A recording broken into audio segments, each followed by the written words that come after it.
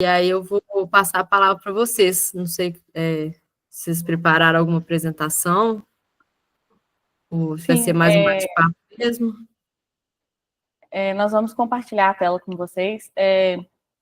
Vou me apresentar novamente, né? Meu nome é Josiane, eu sou sócia fundadora no Grupo Equilíbrio, sou advogada tributarista e me aventurei aí no mundo das vendas, do marketing e agora na inteligência artificial, porque não tem como ficar de fora desse outro mundo também, né?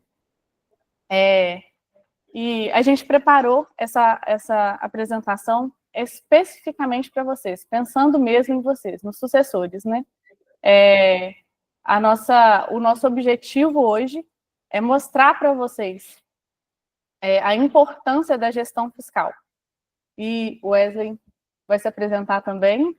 Eu sou o Wesley, eu sou sócio fundador também do Grupo Equilíbrio e também sou sócio de uma empresa de contabilidade especializada em lucro real. Eu sou também advogado, formado em Direito, desculpa, não exerço.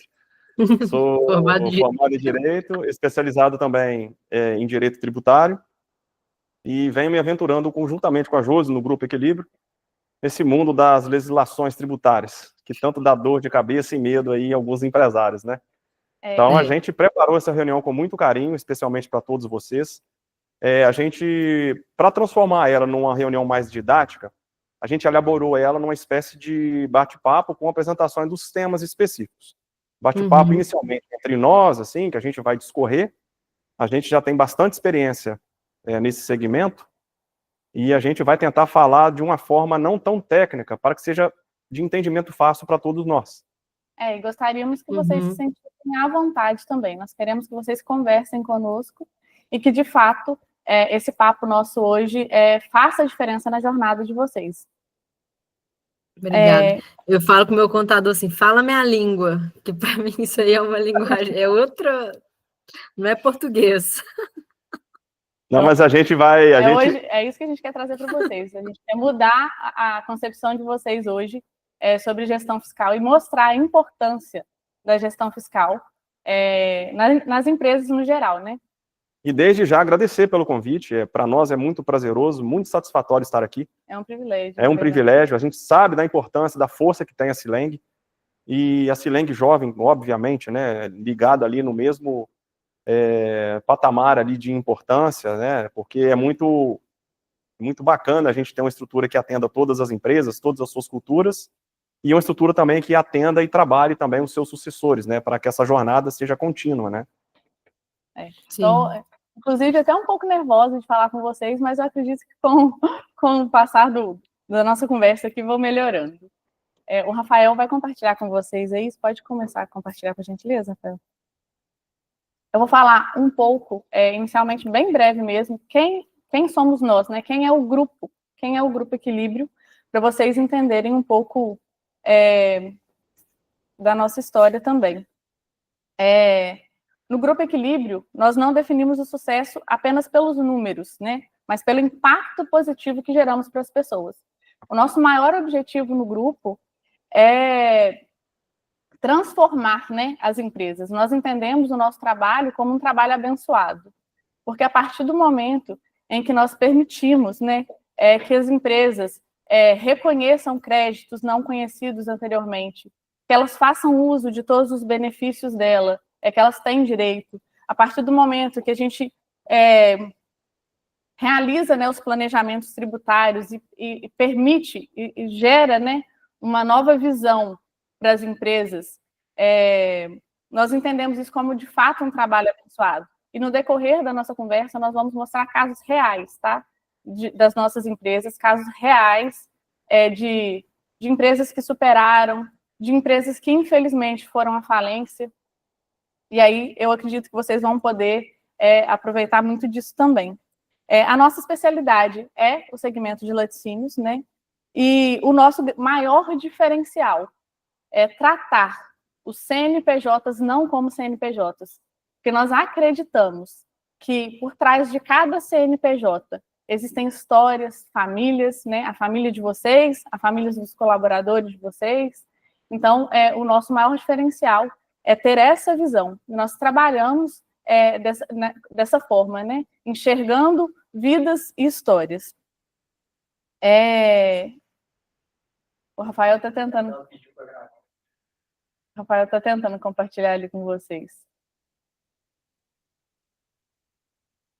Se precisar de ajuda, a gente tenta auxiliar aí de alguma forma.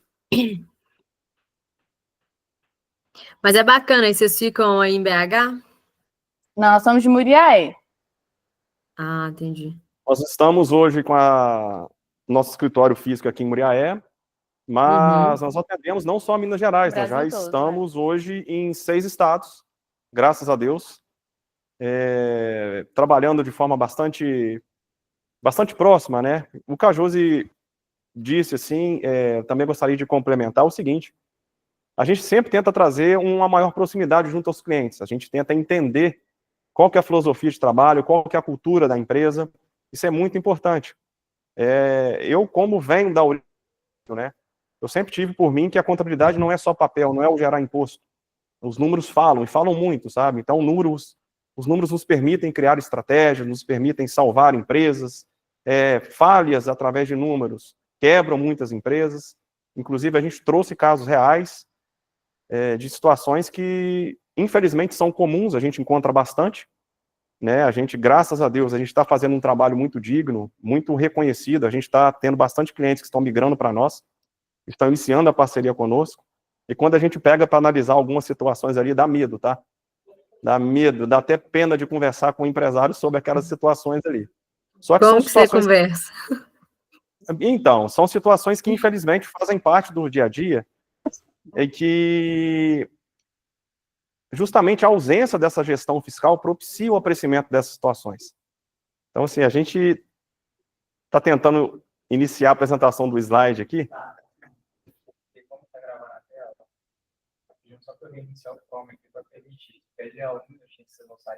Ah, tá. O Rafael está falando o seguinte: como está solicitando a gravação da tela aqui, o Chrome está pedindo para ele ser reiniciado aqui no nosso sistema. Vocês nos dão 1 minuto, por gentileza? A gente já retorna aqui para a reunião. Tá? Só 1 minuto, fechar. por favor. A gente está aqui. Sem pressa. Esther, você conseguiu aquela questão lá que você me perguntou do dia do DRE? Até lembrei disso agora. Uai, Ana, estamos lá na discussão. Ana, Carol, estamos lá na discussão, minha filha. Ainda não definimos nada, não. Lá da minha contabilidade falou, eu sugiro que ela coloque no administrativo mesmo. Mas vocês estavam falando isso, a gente estava falando isso de confusão, a gente estava até comentando aqui agora, que hoje o pessoal lá do meu fiscal falando, nossa, eu preciso fechar não sei o que do bloco K, do SPED, eu tô assim, eu não sei o que é isso, que eu tenho que fazer. Que isso, gente, essa não é a pior parte. Me fala o que eu tenho que fazer, que eu faço. Eu não sei o que é bloco K.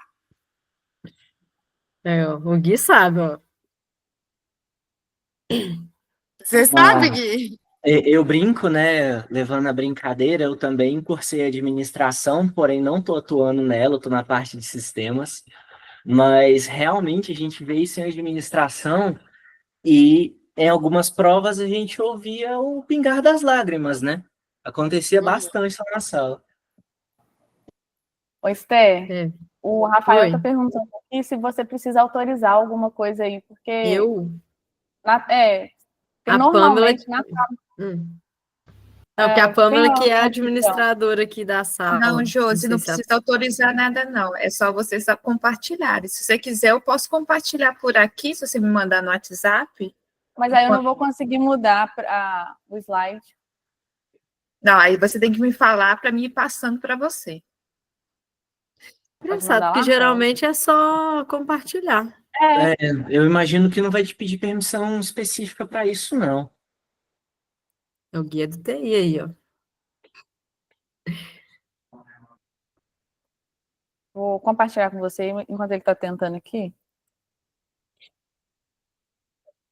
Tranquilo. Enquanto isso, alguém pode explicar para a Carol o que é o bloco K?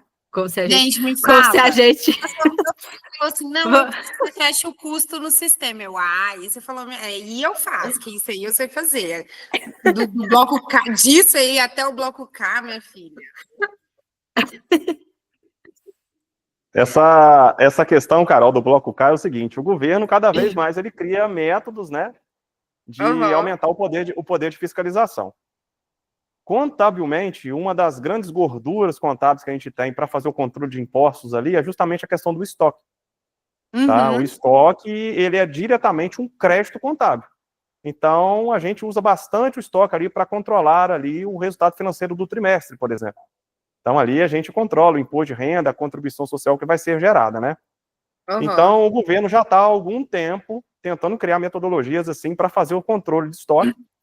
Um desses métodos é o Bloco K, que está lá no nosso SPED de apuração do nosso ICMS. Tá? E agora, esse mês em específico, ele tem que levar as informações do inventário do ano calendário anterior. Então, esse é que é o Bloco K. Então, assim, isso aí é uma das obrigações do manual do SPED. Então, esse Bloco K, ele tem que ir, de qualquer forma, levando o inventário, essa competência agora, tá? Essa competência referente ao mês de fevereiro, para a gente não incorrer em multas, tá? E autuações, ficar atento a isso aí.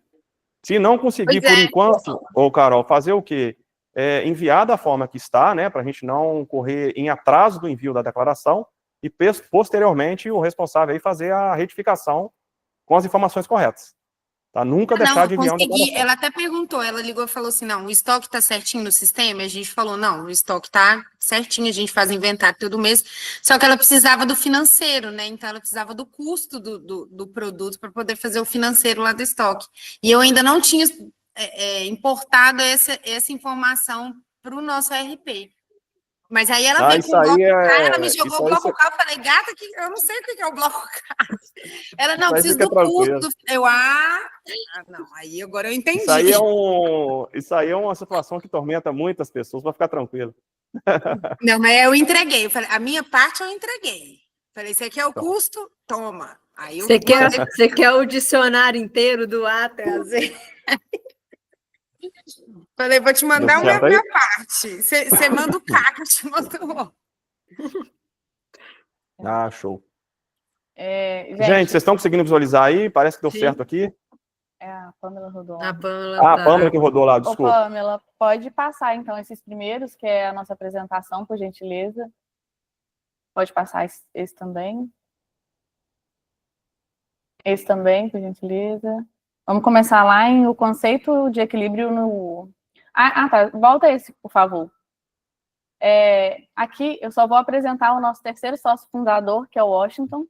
Ele que cuida da estratégia financeira, então ele está mais por trás, né?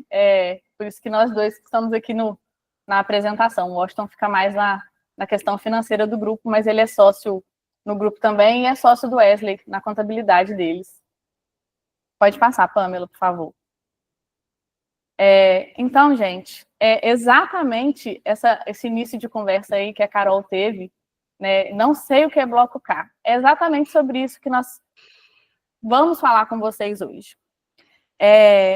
Pode passar mais uma vez, Pamela, por gentileza. Mais uma, isso. Olha, pode passar mais uma, que já vai aparecer um alerta ali embaixo. Ali, né? Aí. Nós trouxemos para vocês aqui uma analogia, né? Produto, vendas, gestão empresarial e gestão fiscal. Uma em cada pé da mesa ali, né? O que nós queremos mostrar para vocês com isso? Aqui nós vamos focar no laticínio, mas, no geral, todas as empresas falham na mesma coisa. A gente vê, né, diante dos nossos clientes, diante do que que a gente vem acompanhando, vocês, os empresários, né, do ramo de laticínio, se preocupam muito com o produto. Certíssimo. Vocês precisam de um bom produto. Vocês precisam de um produto de qualidade. Vocês precisam de um produto que gere lucro. Vocês precisam de um produto que venda, né? Muita gente, por exemplo, vende mussarela, às vezes até sem lucro, mas porque a mussarela ela abre um caminho nas redes de supermercado, por exemplo, enfim. Vocês precisam, então, realmente analisar o produto de vocês. E, de fato, vocês fazem isso muito bem. Vendas, né? A venda, eu que estudo um pouco de venda, eu fico enlouquecida, porque a gente quer vender. E a gente acha que venda é a solução de qualquer negócio. Então, a gente foca muito ali em venda, um bom vendedor, a gente estuda sobre vendas, a gente faz curso de venda, a gente participa de eventos sobre vendas, marketing, né? Enfim, e depois a gestão empresarial, que vocês já estão aí, vocês têm inspirações dentro da casa de vocês, né? Vocês são sucessores, e acredito que o que vocês mais fazem, levando em consideração até o que a gente vem acompanhando dos nossos clientes, é buscar conhecimento em gestão empresarial. Só que aí vem a gestão fiscal, e aí essa mesa fica toda bamba, porque a gestão fiscal, geralmente, ela é negligenciada. Ela é tratada como um mal necessário, né? É sempre um custo. A gestão fiscal, ela está sempre ali, né, na mão de outro. Geralmente os empresários, eles têm pouquíssimo ou quase nada mesmo de conhecimento de gestão fiscal. Muito, muito bons produtos, ótimas vendas, um excelente gestor empresarial, mas pouquíssimo conhecimento da gestão fiscal. E para que uma empresa tenha de fato sucesso, um sucesso estável, né? Ela precisa desses 4 pilares: gestão fiscal, gestão empresarial, vendas e produtos. Todos eles muito bem alinhados. A gente tem muito claro entre a gente, né? Igual a Josi falou que sabe um pouquinho. A Josi fez MBA em marketing e comércio. A gente sabe muito bem hoje, é um entendimento muito difundido entre todos nós, né? Todos nós empreendedores, empresários, né? A venda, na nossa concepção hoje, ela está batendo ali 80% a 90% de importância junto a qualquer tipo de negócio, tá? Só que, se não houver o equilíbrio entre, no mínimo, esses quatro pilares, de nada adianta você vender se você não conseguir produzir. De nada adianta você ter uma equipe de venda perfeita se você não tem uma gestão para tomar decisões adequadas. De nada adianta você vender, ter produto, tomar decisões adequadas, mas sua gestão fiscal emitir notas ali que estão causando custos ou que não estão trazendo todos os custos relacionados à parte fiscal de forma adequada para dentro do seu produto. Às vezes está vendendo um produto com a margem que, na verdade, você está tomando prejuízo, achando que você está tendo lucro, porque a gestão fiscal foi ineficiente em determinado momento. Então, assim, esses 4 pilares aí são os pilares mínimos assim, que sustentam todo tipo de empresa.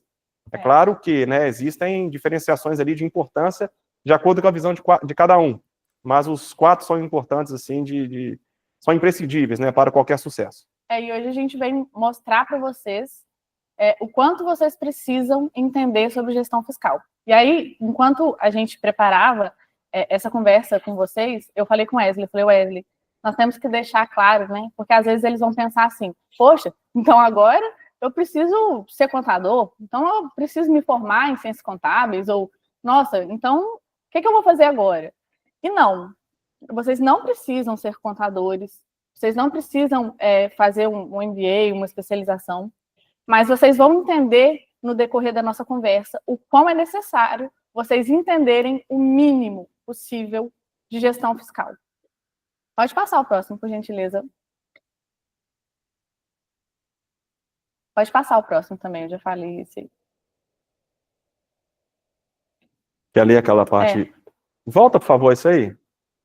Só que a gente marcou esse último parágrafo, ele é muito importante, assim, até para a gente ter uma contextualização melhor do que seria essa gestão fiscal, né?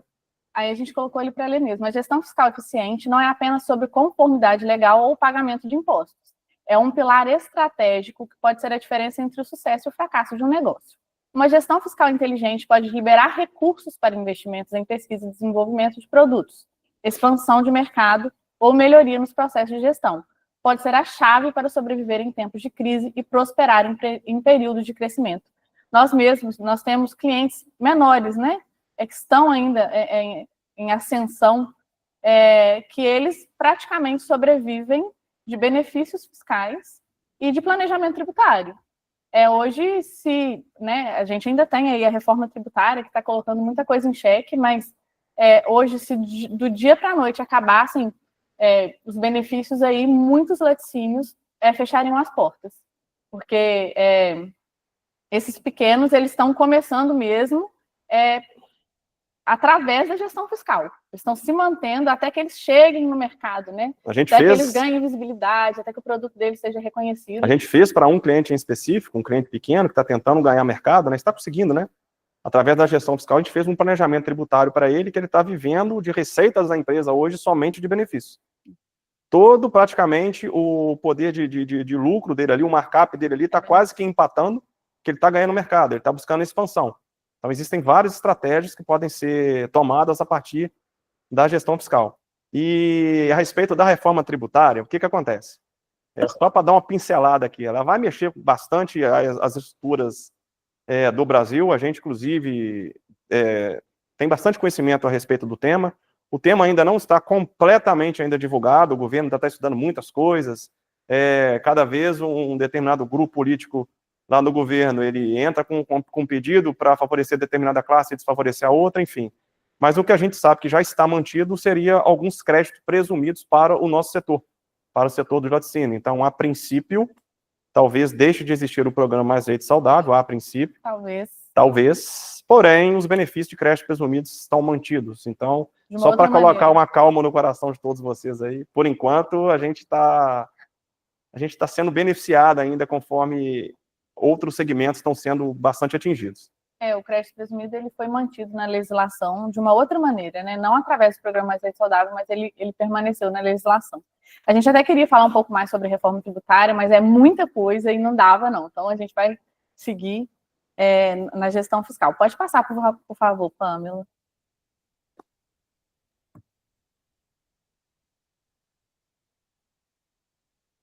O que é gestão fiscal? Então, gente, o que é gestão fiscal?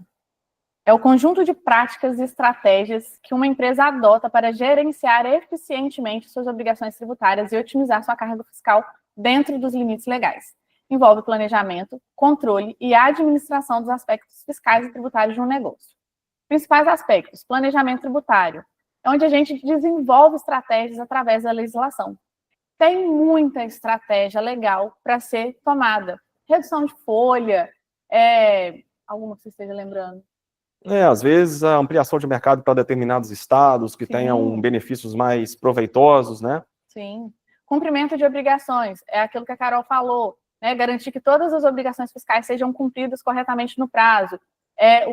O fato de você enviar o bloco K na data correta é gestão fiscal. Análise de legislação, manter-se atualizado sobre as mudanças da legislação tributária e as implicações no seu negócio. Otimização de benefícios fiscais, identificar e aproveitar incentivos e benefícios fiscais. A gente tem inúmeros, muitos. O Wesley vai falar um pouco ali na frente. Gestão de riscos fiscais, identificar, avaliar e mitigar riscos relacionados às questões tributárias. Contabilidade fiscal, manter registros precisos e atualizados para fins fiscais e relações com o fisco, né? Gerenciar interações com autoridades fiscais, incluindo auditorias e fiscalizações. Só por isso aqui, a gente já tem aqui, no mínimo 7 itens elencados aqui, a gente já vê como que isso aqui é completamente distante de uma contabilidade simples. A gestão fiscal não é contabilizar a empresa, não é apurar impostos. Tá? É uma coisa que eu gosto muito de frisar, que quando a gente fala sobre se manter atualizado a respeito das legislações, a gente sabe que nem tudo vira lei de imediato no Brasil, né? Então, assim, existem muitos benefícios que estão sendo discutidos, alguns para bem, alguns para mal, caminhos que infelizmente vão gerar alguns impactos. Aí vai do perfil de cada empresário. Tem empresário que é mais arrojado, que gosta de correr determinados riscos. Aí nós aqui do grupo, né, a gente sempre gosta de andar com a lei ao lado. Nós somos mais conservadores. Nós somos conservadores, né? A gente prefere eliminar de qualquer forma ou tentar ao máximo eliminar o passivo futuro. Não adianta nada você ter um benefício agora, daqui a 5 anos, na hora que o governo for te fiscalizar, lá vem aquele rombo lá com multa, juros, atualização. Então a gente acha que é andar para trás. Enfim, então a gente fica antenado não só nas legislações, mas nas discussões entre os estados, nas discussões entre contribuintes e o próprio estado, na CARF, na discussão junto à Receita Federal. Então a gente preza muito por todo esse aprofundamento na base de legislação mesmo. Tá? A gente tem contatos, a gente tem assessorias que estão sempre trazendo as principais novidades, assim como a Sileng também busca isso, recebe informações privilegiadas, enfim. E essa relação com o fisco, mais para frente eu vou mostrar para vocês um caso real, tá? Por conta do fato da gente ter aberto o ECAC, de uma filial que virou cliente nossa, depois trouxe o grupo inteiro para nós, a gente conseguiu livrar ele de uma multa absurda aí, porque a contabilidade dele estava deixando de passar um prazo, então a gente ia perder o prazo ali para interpor um recurso, tá? Mas mais para frente eu volto nesse assunto. Pode passar, por favor. Então, pode passar, Pamela, por favor.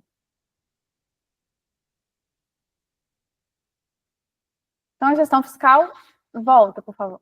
A gestão fiscal eficiente requer conhecimento especializado e atenção constante às mudanças da legislação e no ambiente dos negócios. Por isso, muitas empresas optam por trabalhar com consultores especializados ou manter uma equipe dedicada a essa função crucial. Isso não tira a responsabilidade de vocês entenderem o mínimo do fiscal, tá? Vocês precisam entender. Pode passar, Pamela, por favor.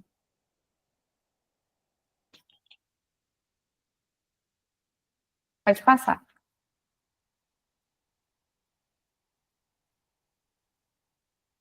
E agora a gente vai começar, de fato, a mostrar a vocês os casos e toda a... Todos os componentes do nosso sistema tributário hoje. Agora a gente vai tentar falar, igual o Wesley falou, de uma maneira mais didática. Eu peço que, se vocês não entenderem qualquer coisa, podem perguntar.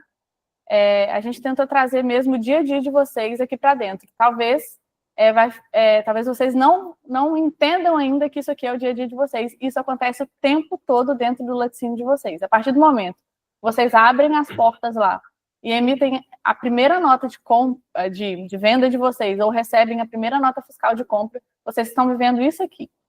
Ô, Pamela, vai passando, por gentileza, até aparecer aquele último item da setinha ali.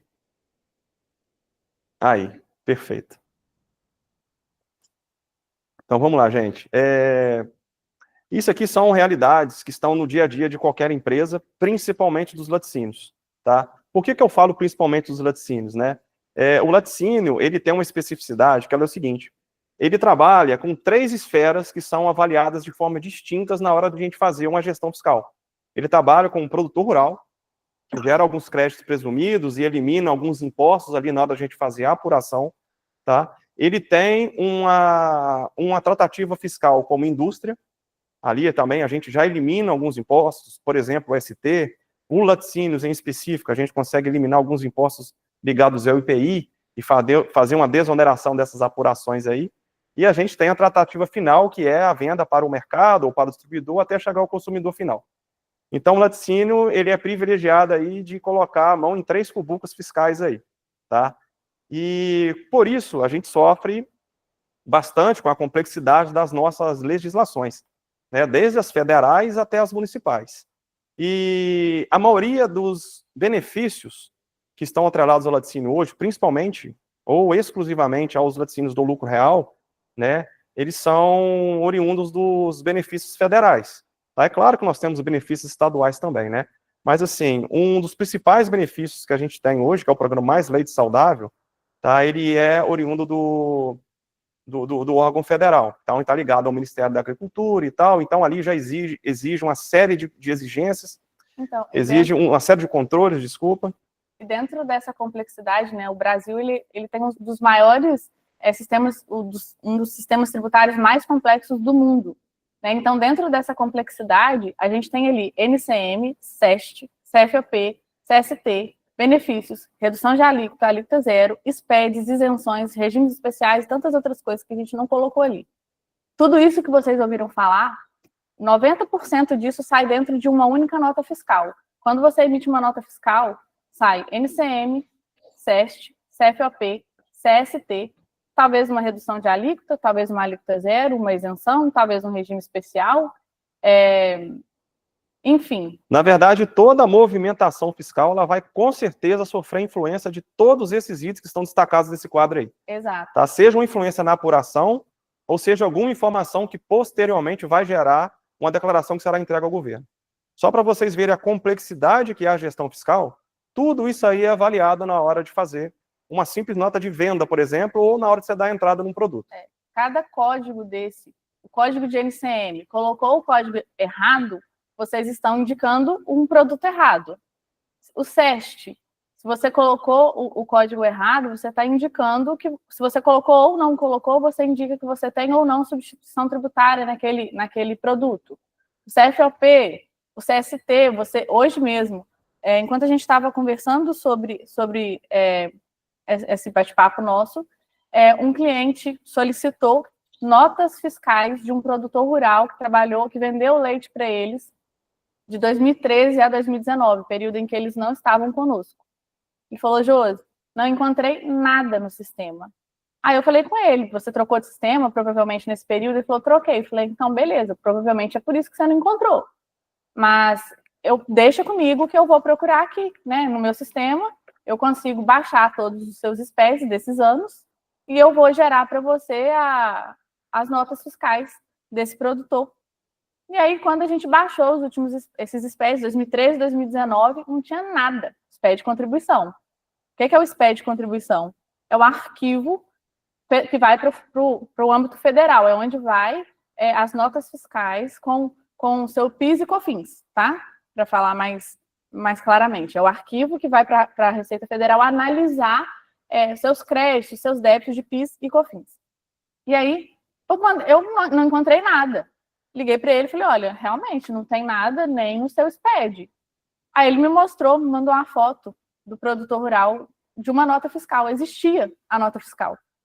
Aí quando a gente olhou para a nota fiscal, não tinha informação de PIS e COFINS. Ou seja, a nota fiscal não foi para o SPED de contribuições, foi somente para o SPED ICMS, né, onde ele declara ali as questões do Estado e o IPI. Então, o que acarretou para esse cliente naquela época?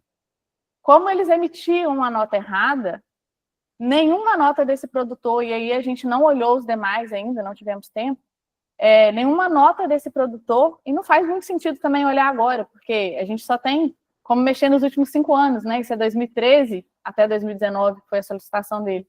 Nenhuma nota desse produtor foi contabilizada como crédito para ele, em nenhum momento. Então, ou seja, assim, perdeu dinheiro. Perdeu. E isso é básico, é uma emissão de nota que talvez vocês, como gestores, não levem tanto em consideração. Ah, não, vou contratar o fulano já trabalhou no lugar tal, ele sabe. Gente, vocês confiariam um outro gestor gerenciando a empresa de vocês na parte administrativa ali, sem vocês olharem? A parte fiscal, não, esse cara já trabalhou, não precisa olhar, vocês confiariam? É isso que a gente quer trazer. Por que confiar, então, a sua gestão fiscal cegamente na mão de alguém? E a gente fala estando do lado de cá, né? Onde muitas pessoas, às vezes, cegamente confiam na gente. E a gente sempre deixa muito claro. Esse ano, a gente está investindo mais até em gravar vídeos, vamos colocar mais coisa nas redes sociais, e a gente tem, né, o nosso workshop, que é exclusivo deles, né, dos clientes. A gente tem esse momento com eles, porque eles precisam entender.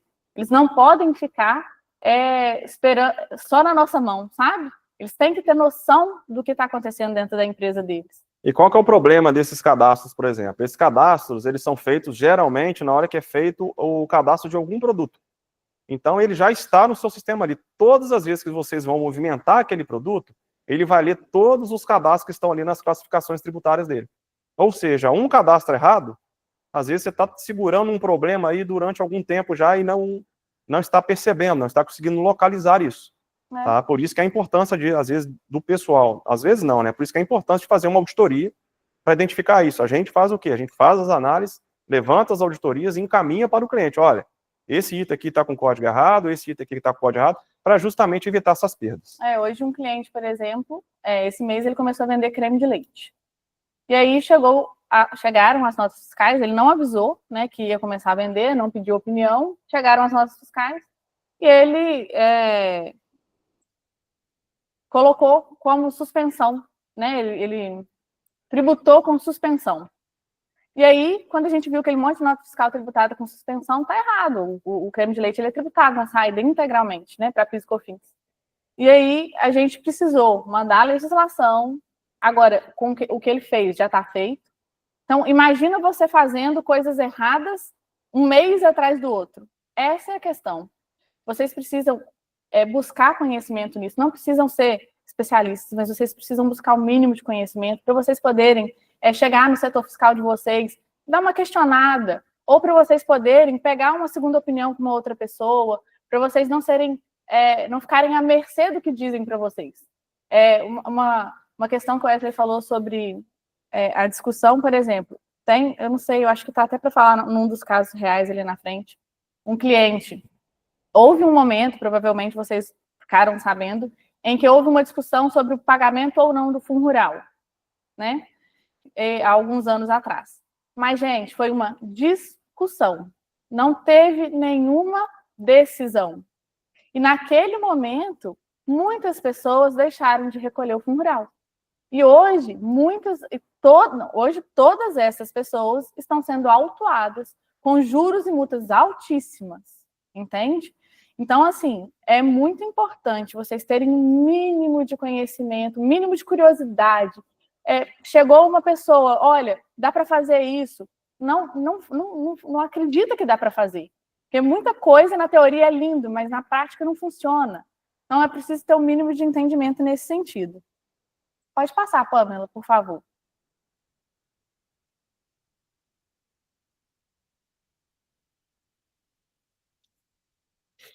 Pamela, pode passar, por favor.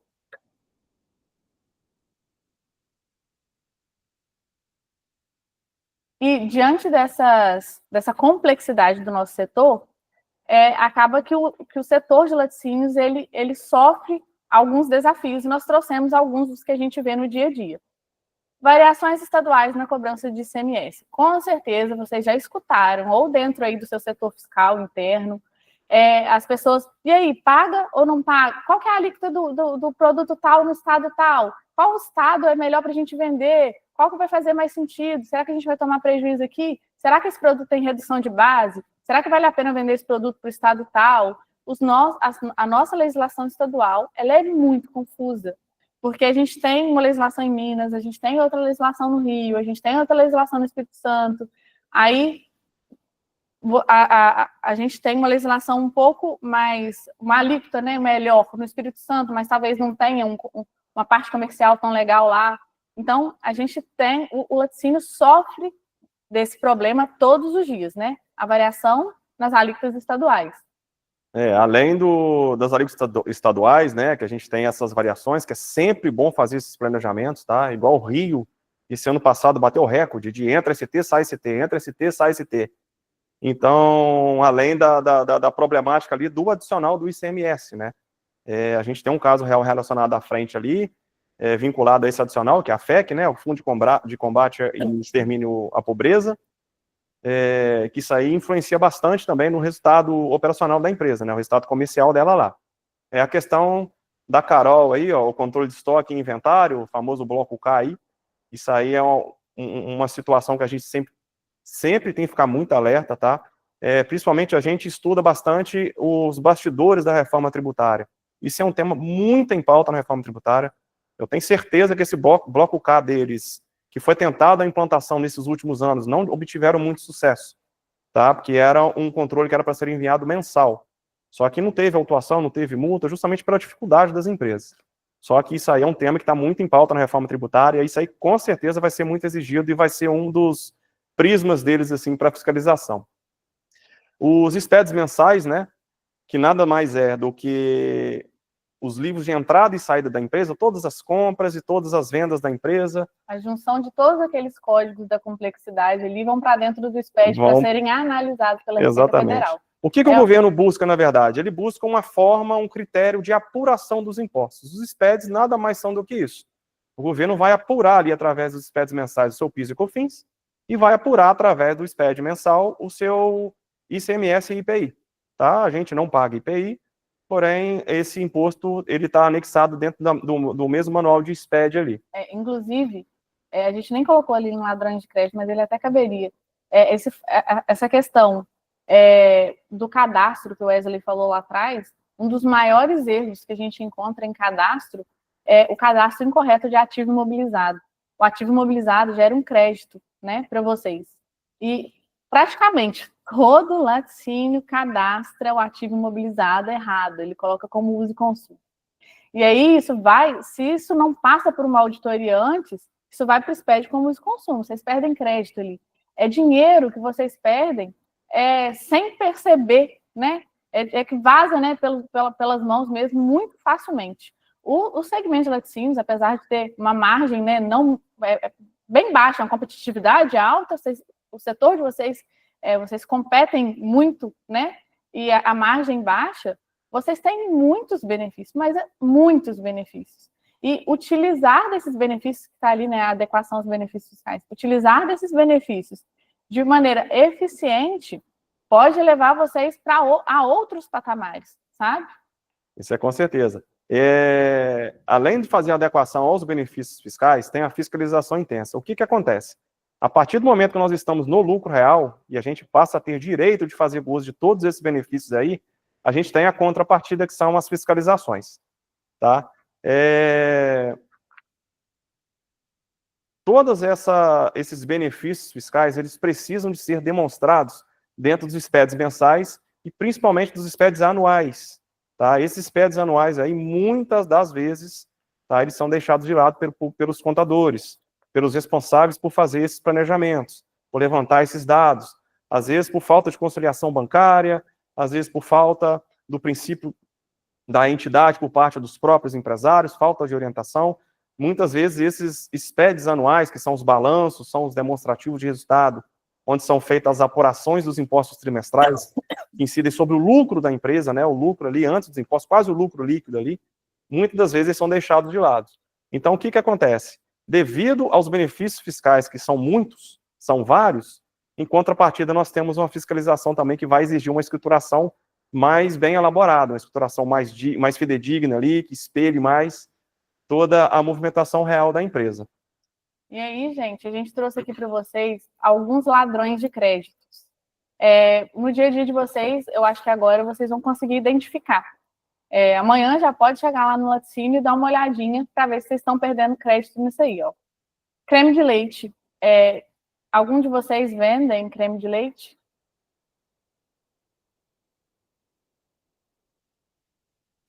Opa, eu vendo, mas a gente, quem faz, né, o da nossa marca é a Porto Alegre, então a gente revende ele, na verdade, a gente não produz. Entendi. Então, ó, quem fabrica o creme de leite, como que funciona? Por que ele é considerado um ladrão de crédito? Quando você compra o leite in natura, você que está habilitado no programa Mais Leite Saudável, você apropria 50% da alíquota do PIS e do COFINS. 50%. Então, você comprou o leite, apropriou 50%, fabricou o creme de leite. Quando você vende o creme de leite, você paga... Para industrialização. Para industrialização, você paga com a alíquota cheia. Você paga, você apropriou 50%, mas na hora de vender, você paga 100%. Então, se você não mexer no custo do seu produto, na venda, se você não alterar o valor de venda dele, com base naquele 50% que você deixou de apropriar lá na frente, você perde lá. Ele pode até não te dar prejuízo, mas você perde porque você paga mais do que você ganha com ele, entendeu? Isso aí também acontece muito no âmbito do estadual, tá? A gente tem um cliente aqui que a gente está fazendo todo um planejamento junto a ele, justamente por conta disso. Ele tem filiais em algumas cidades que estão em estados diferentes. Ele fazia muita venda, porque o que alguns laticínios enfrentam, né? Para fazer a manutenção da política leiteira ali, mesmo que todo o leite não seja destinado à produção, você não pode deixar de comprar dos seus produtores, porque num período futuro ali, quando você precisar, às vezes você vai estar com a demanda em baixa ali. Então, muitas vezes acontece a revenda do leite in natura para outro estado. Você comprou uma quantidade de leite superior ao necessário ali para você fazer a sua industrialização, a sua produção, e você vai pegar esse leite e vai revender ele estado in natura para outro estado. Isso aí também é um grande ladrão de crédito do ICMS, porque além de você ter que estornar esse crédito presumido na compra de leite para o Estado, você ainda é obrigado a entregar esse crédito para o próximo consumidor, para o próximo da cadeia, né, a próxima indústria. Então, assim, são ladrões de crédito que a gente apelidou ali, mas são itens, assim, que a gente tem que só tomar cuidado na hora de precificar, na hora da realização da venda. Né? Você tem que considerar a perda ali na hora de você colocar o preço de venda do seu produto. Se você compra o leite, além de você pagar o preço do leite, você tem que devolver o crédito que você adquiriu dele. E lá você tem que repassar um crédito que você devolveu, né? E você acaba perdendo. E ali a gente colocou a manteiga achocolatada. Nós fomos procurados por um laticínio... Ô, Rafael. É o Wesley. Ô, Wesley, desculpa, é Anderson que tá falando, tá? Na verdade, eu tenho duas dúvidas, tá? A primeira delas, por exemplo, se eu faço a venda de um leite in natura, para outro estado, e na precificação eu já coloco crédito, basicamente eu estou me isentando desse tema da venda do leite, certo? Perfeito, exatamente. Tá. Anderson, a gente só estava explicando no começo aqui, o Rafael é que está fazendo a transmissão nossa aqui, por isso que está o nome Rafael ali, não foi erro nosso aqui não, você até desculpa aí. Mas o que acontece, o Anderson? Igual, por exemplo, tá ladrões de crédito ali que muitas vezes, né, às vezes vai fazer a venda do leite ou vai fazer a venda do creme de leite, a margem é tão baixa ali, né, que às vezes você não consegue inserir ali o seu custo, que seria a perda dos seus créditos. Mas se você conseguir inserir ali, calcular essa perda como e inserir ali no preço de venda, aí show de bola, perfeito. Isso aí vou te dar um exemplo. Se eu vou vender um creme para um estado que a alíquota é 12%, eu divido por 0,88, eu estou fazendo esse repasse em cima do preço, né? Teoricamente ali. Seria essa a conta que eu teria que fazer. Assim, eu usei o 0,88 como referência, tá? Não significa que seja necessariamente isso. Então, eu acredito que isso aí eu já matei o tema do ICM no leite in natura. Eu fiquei com uma dúvida quando você falou do creme de leite. Esporadicamente, eu vendo alguma creme de leite, alguma carga de creme de leite. Mas, assim, é bem esporádico, mas é interessante. Eu não entendi direito o fluxo, quando você falou que quando eu compro leite in natura, se eu tiver habilitado do Mais Leite Saudável, eu vou entrar na alíquota lá do presumido 50%, até aí, ok.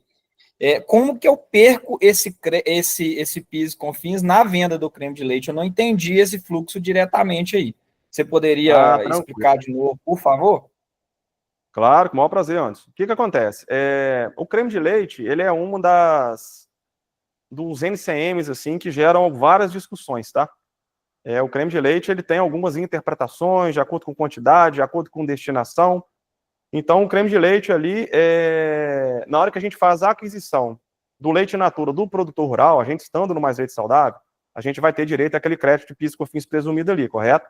Vai dar 4,625%. Na hora que a gente vai efetuar a venda do creme, já o produto finalizado, que vai ser industrializado por um outro laticínio, né, a gente já tem a análise dele do NCM ali como uma análise de alíquota básica. Então, eu já sou obrigado a informar a alíquota cheia de PIS e COFINS dele. Então, na hora que eu compro o leite para a produção do creme, eu estou apropriando 4,625% de crédito, mas na hora que eu vendo o creme, que é o meu produto acabado ali para ser industrializado de novo, eu vou pagar 9,25%. Entendeu? Então, assim, só para facilitar, eu compro com metade do crédito e vendo com crédito cheio. E vendo com a alíquota cheia. Entendeu? Esse que é a situação. A venda do creme de leite, ele é com a alíquota básica. Ele não é com a alíquota reduzida. E a apropriação do crédito, ele é a alíquota reduzida. Entendeu? Entendi. Mais uma vez, eu tenho que fazer essa correção no meu preço de venda, né? Exatamente. Exatamente. A gente não colocou aqui como vilão para deixar de vender creme, não, tá? É justamente para chamar atenção para o preço de venda desses itens em específico. Tá? A gente visitou um cliente agora, virou cliente recentemente, né? Ele estava vendendo soro de leite. Aí, por uma falha no cadastro dele lá, ele estava vendendo soro de leite com alíquota cheia, de 18%. Isso para ICMS. Isso para ICMS, desculpa, para ICMS. Aí a gente foi e fez a adequação lá, ele vendia uma quantidade razoável de creme de leite, ele vende, e a gente já trouxe a alíquota dele para a alíquota real, né, que é a alíquota de 7%. Mas são detalhes, assim, que a gente tem que tomar muito cuidado, sabe? Isso aí ia falar da Amanda. Deu para entender, Anderson? Deu sim, tá claro. Agora eu já faço essa correção, mas como eu fiquei um pouco na dúvida, né, no fluxo dessa correção. Para mim era outra coisa, mas tá claro para mim agora. Eu já faço isso tanto no creme de leite quanto no leite in natura para outro estado. Joia. Até porque o cara que me compra um leite in natura, se ele está comprando de Minas Gerais e ele vai levar para São Paulo, por exemplo, ou para o Rio de Janeiro, ele tem que pagar a alíquota do estado dele, senão ele tem que procurar comprar lá, né? Teoricamente já é meio que embutido no preço. Natural isso aí, né? Oi, gente. Aí tem ali a manteiga e o achocolatado. Nós fomos procurados recentemente por uma empresa bem grande, na verdade. Eles sofreram uma autuação gigantesca na manteiga e no achocolatado. Eu me pergunto até hoje por quê, mas a gente também não entende. A legislação, ela e a gente tem que aceitar, né? existe uma legislação que proíbe que vocês aproveitem crédito de leite que é usado para fabricar manteiga e achocolatado. Se você der um Google, você não acha essa legislação. Ela é difícil de encontrar. E aí a Receita Federal viu que eles fabricavam a manteiga e o achocolatado e fizeram, né, a continha deles lá e geraram um valor lá altíssimo de multa. É uma empresa com mais de 100 anos. Uma empresa com extensão comercial nacional, âmbito nacional. Foram valores astronômicos, assim, e acaba que são erros, assim, que quase todos os laticínios que a gente visita ou que a gente trabalha e comete, tá? Sim. Então, hoje a gente sabe, através do auto que a gente participou de fazer a defesa, né, a gente sabe exatamente como é feito todo o cálculo da Receita Federal para a gente tentar distinguir ali a quantidade de leite que é destinado para cada manteiga e para cada achocolatado, como se tivesse um valor definitivo, né, um valor fixo, né? Então a gente colocou ali no ladrão de crédito, porque se você fabrica manteiga e achocolatado, o seu crédito presumido do programa Mais Leite Saudável não vai funcionar para eles. Se vocês estiverem apropriando, vocês têm que estornar esse crédito. Toda vez que vocês utilizarem leite, vocês precisam estornar o crédito desse leite aí. E aí, é uma coisa que a gente até pensou, a gente não chegou a fazer o cálculo, mas talvez, se você comprar creme de leite, isso muito talvez a gente não chegou a calcular. Talvez se você comprar o creme de leite, né, aí você apropria crédito cheio dele, igual a Carol compra da Porto Alegre. Ela compra com a alíquota cheia, então ela apropria 9,25. Aí ela pega esse creme de leite, fabrica manteiga, e aí ela vai vender a manteiga a alíquota zero. Então, ali, ela ganha. Ela apropria inteiro na entrada e vende zerado. Agora, se você comprar leite in natura, fica elas por elas. Você não perde nada, mas aí você perde o crédito do leite, entendeu? Para esses dois itens específicos. Para esses dois. E aí tem que estar bem atento. Então, amanhã, dei uma checada nisso aí, ver se vocês estão estornando esse crédito, né? Caso vocês fabriquem um desses dois produtos aí. Acaba que eu não vou... Eles fazem a conta de quanto de leite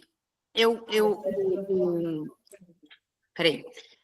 Do que gerou de creme aquele leite, do que de creme eu utilizei para fazer a manteiga, porque manteiga eu faço. Então, eu fiquei com essa mesma dúvida, Carol. Eles vão fazer a conta, por exemplo, para eu ter esse creme que eu utilizo, que eu gerei aqui do leite, né, para fazer minha manteiga, eu usei tanto de leite e aí eles descontam esse leite, é isso? Isso. Na verdade, esse processo que a gente foi convidado para participar, ele é tão extenso que ele tem um cálculo do perito e eles usaram lá uma métrica de 1 quilo. Então, teve todo um perito mostrando quantos litros de leite em miligramas ali, né? Em ml. Mililitros eram utilizados, quantos creme para produzir tantos quilos de creme, tantos quilos de creme é utilizado tanto para produzir a manteiga e tantos que teve todo esse histórico de cálculo. Então, eles criaram, igual tem hoje o MVA para a ST, né? Aquela tabela fixa, eles criaram a Receita Federal uma tabela fixa a partir dessa ação. A partir dali que a Receita criou essa métrica deles aí, entendeu? Como se fosse fixo isso também, né? Tem gente que usa mais matéria-prima, menos matéria-prima, faz um leite, uma manteiga mais gordurosa, menos gordurosa, enfim. Mas a Receita passou a régua e unificou isso tudo. Isso entra, essa questão da gordura, é uma coisa que até que eu esqueci de falar lá atrás, porque eu não coloquei no slide. A questão do NCM. A gente tem hoje 2 NCMs que a gente utiliza para leite. Eu vou falar os dois aqui. Talvez vocês vão identificar como um deles sendo de vocês. 0401-2090 é um NCM e o 0401-4010. Nossa, todos dois. Quer anotar? 0401-2090 e 0401-4010. Todos os dois são NCMs de leite. Tá? Uhum. Só que qual é a diferença? O 2090, ele fala você só vai poder utilizar se o seu leite tiver de 1 a 6% de gordura, de matéria gorda.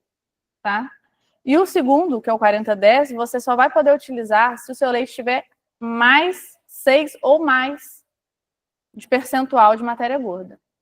E qual que é a diferença disso? Por quê? Nossa, mas a receita é sacana, né? Por que ela coloca 2 NCM e só muda o percentual de gordura? Se você tem um leite mais gordo, você vai produzir mais coisas, né? O seu leite vai te dar Capacidade de produção aumenta. A capacidade de produção vai aumentar. Se o seu leite é menos gordo, então você vai produzir menos. Vai cair tudo no estoque, que até agora ela não conseguiu controlar 100%. E a gente entende que com a reforma tributária talvez seja não o principal, mas um dos maiores focos dela vai ser estoque. Então, ter certeza do NCM utilizado também é muito importante. Então, vocês podem olhar, a gente acredita que a maioria, né, pelo menos aqui na nossa região, é o 2090. NCM 2090. Eu não conheço também ninguém com mais de 6, não. Isso mesmo, é o 2090. Quem me dera. Isso está mais ligado àquela... falar, né? Leite de vaca em mais de 6. Mas eu vou te falar que grande maioria das empresas emitem a nota fiscal no 4010. 4010? Isso. A grande maioria... Eu não sei falar, mas eu também nunca vi um leite aqui com Não, a gente também não. Vamos... Vocês tinham uma dúvida? Tirou a dúvida da manteiga? O Anderson ia falar alguma coisa. Pode falar, Anderson, por favor. Não, eu já até falei, na verdade, eu falei que eu também nunca vi um leite de vaca acima de 6 de gordura, não. Mas aí eu acho que o tema é mais erro no cadastro, né? Nem a gordura do leite, né? Não, erro de cadastro, mas existe essa classificação tributária, ao menos por parte da Receita Federal. Não, porque, na verdade, isso aí é tão nichado que eu acho que a Receita Federal teve que criar alguma sistemática para isso, sabe? Mas essa classificação existe, está lá na relação de NCM lá, mas é pouco usual. Não, a 4010 ela é muito utilizada. É usada, mas de forma errada, né? Depois vocês podem olhar que pode ser. Porque que acontece? Quando você vai pesquisar NCM, se você colocar no Google NCM do leite, talvez o 4010 vai ser o primeiro a aparecer para você. O 2090, talvez ali no segundo ou terceiro lugar. É porque essa informação da gordura, ela não aparece no primeiro instante. Exato. Você tem que entrar dentro da legislação, do capítulo e dar uma lida. E é geralmente o que ninguém faz, né? Mas vocês tiraram, a Esther e a Carol tirou a dúvida da manteiga ali, da venda da manteiga, Tirei. Eu já vou fazer minha conta aqui amanhã. E ver como eu fiscal. Mas deixa eu te falar, você usa o leite in natura para fabricar sua manteiga. Sim. Não, então, essa é a minha pergunta. É o leite que né? vai no ingrediente ou é o creme de leite? Não, só? na verdade... Porque isso faz diferença. Na verdade, o Esther e Carol, o que acontece? Já dando um pulo do gato aqui, né? A Receita Federal, na hora que fez toda a investigação lá, todo o levantamento de como isso poderia ser levantado, né? Já que seria... Na verdade, é uma complexidade tão grande da Receita Federal levantar isso, que ela já julgou direto pelo faturamento. Tá? Então, ela vê o tanto que a sua receita de manteiga ou achocolatado, ela percentualmente está dentro da sua receita total do mês, da sua receita global do mês ali, acha um percentual ali, tá? E esse percentual ela retira do crédito das suas entradas.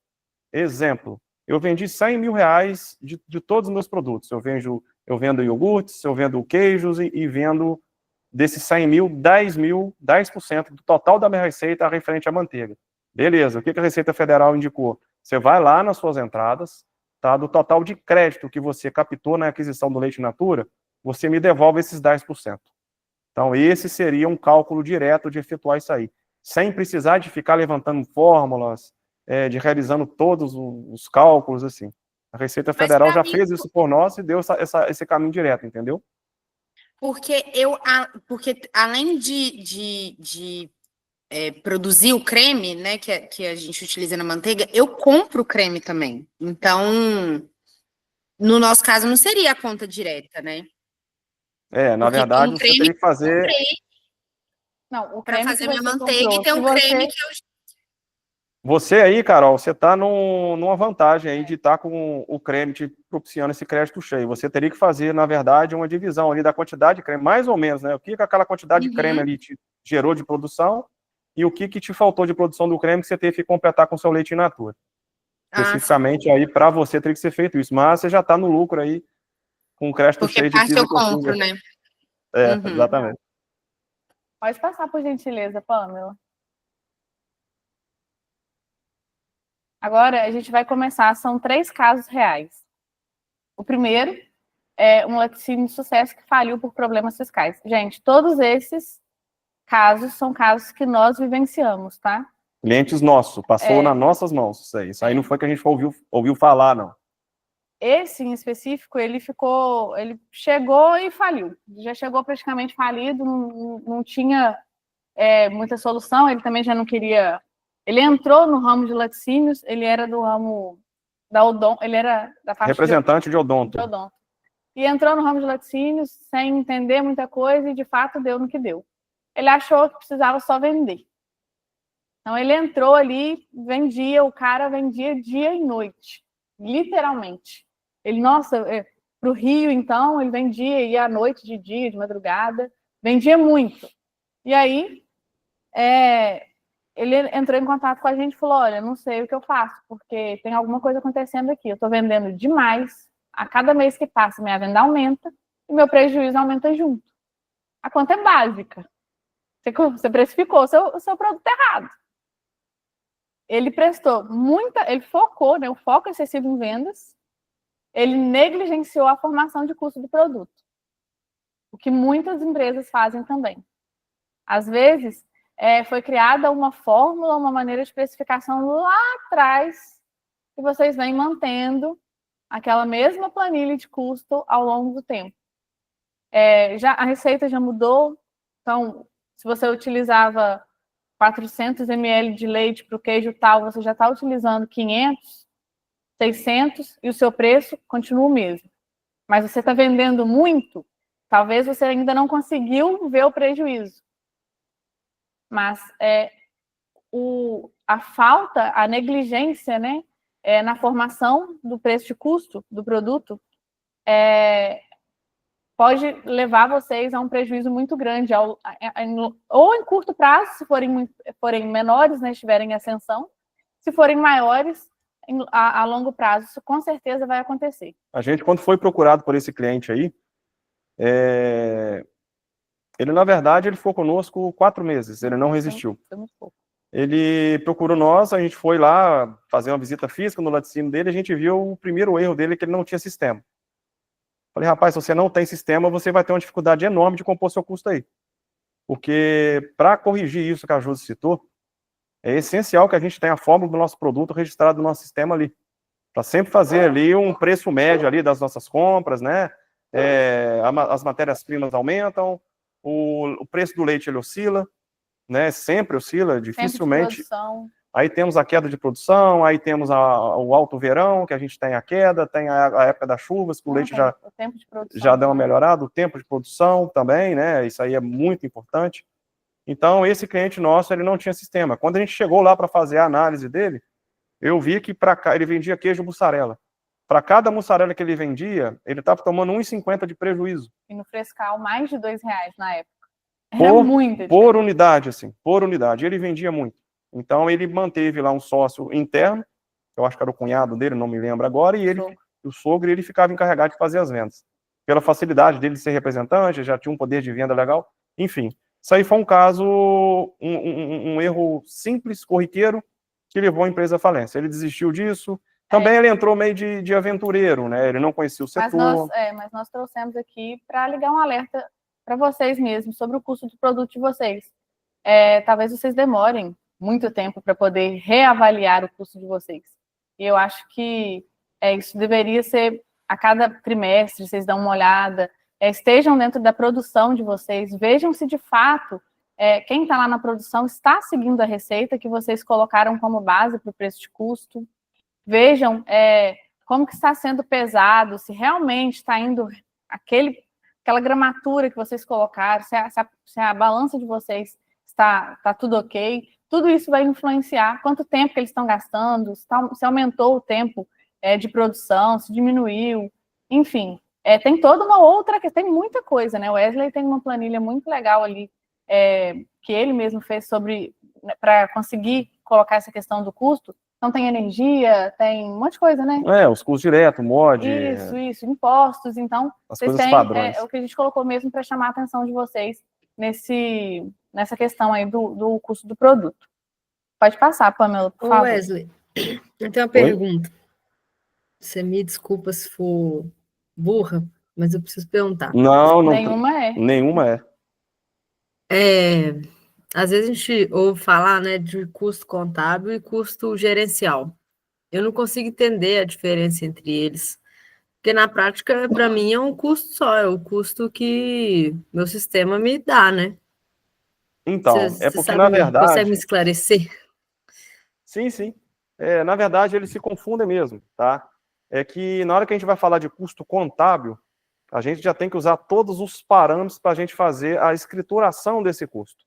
Então, vamos falar assim, o seu custo gerencial, ele é o seu preço de venda, tá? Ele vai estar ligado ali aos custos mesmos de todos os insumos, matérias-primas que vão estar ligados ali, ao mod ali, né, que é a mão de obra direta que está ligada à sua produção, ali a gente já acrescenta ali o intervalo, né, que a gente coloca lá, o funcionário trabalha 8 horas por dia, não trabalha 8 horas por dia. A gente já sabe que a média para fazer o controle de custo ali, ele está gerando em torno de 5 a 6 horas e meia trabalhadas efetivamente. Então, esse tempo que a gente perde, ele tem que ser inserido no custo. A gente tem que inserir, por exemplo, custos de comissões, custos de devoluções de mercadorias, de perdas, enfim. Esses são todos os custos que vão compor o nosso orçamento gerencial. Tá? Quando a gente traz isso para dentro da contabilidade, aí a gente já vai falar de contabilidade. Por exemplo, às vezes eu tive uma perda ali, a perda ali me fez perder um crédito. Tá? Aquele crédito ali, na verdade, ele vai ser um custo contábil, eu preciso contabilizar ele. Tá? Então, na verdade, o custo contábil, ele pode ser que, na hora dele lançar o custo gerencial, ele gere alguns desdobramentos dentro dos lançamentos contábeis. Entendeu? Consegui explicar ou consegui confundir mais? Conseguiu confundir mais. Não consigo entender por que não é, tipo assim, na minha visão, né? Para fazer uma formação de preço de venda, eu teria que pegar o custo contábil e colocar lá os percentuais de. Como é que fala? A participação dos impostos ali, né? Impostos, mais minhas percentuais de despesa, e aí me daria um preço de venda. Né? Assim, Sim. grossamente Perfeito. falando. Uhum. O racional é esse, né? Sim. Mas, assim, o contábil é que a gente possui, igual, por exemplo, vamos fazer uma analogia aqui com um comparativo aqui com a apuração do trimestre. Só para você ter uma ideia. O seu custo gerencial, não necessariamente ele vai ser o meu custo contábil, porque dentro dos lançamentos ali existem adições e exclusões que eu posso fazer na hora de apurar o meu imposto final. Entendeu? Então, assim, o seu custo gerencial, ele é o custo real que você tem que utilizar para fazer a mensuração do seu markup ali, do seu retorno ali, tá? Mas contábil, ele pode ser até menor, digamos assim. Por exemplo, se você tiver uma prestadora de serviços, alguém presta serviço para você, ela emite uma nota, ela é um custo gerencial. Só que quando ela vai lá para o contábil, ela é utilizada como redução de imposto de renda e contribuição social. Então, ela não entra no custo contábil. Ela entra, mas ao mesmo tempo que aquele ela entra reduzindo. custo entra como despesa, ela me gera um crédito. Isso. São tratativas contábeis que a gente utiliza, Esther. Você não está calculando errado o seu preço de venda, não. O custo gerencial, ele tem que sim levar em conta toda a carga tributária daquele produto. Beleza, apliquei meu preço de venda ali. Mas toda essa operação, na hora que ela for sofrer a tratativa contábil, a tratativa passa a ser de uma outra maneira. A gente ali pode usar alguns benefícios, por exemplo, a gente é obrigado a inserir algumas despesas, igual, por exemplo, perdas. Perdas eu tenho que devolver os meus créditos ali, ou meus impostos, gerar um estorno.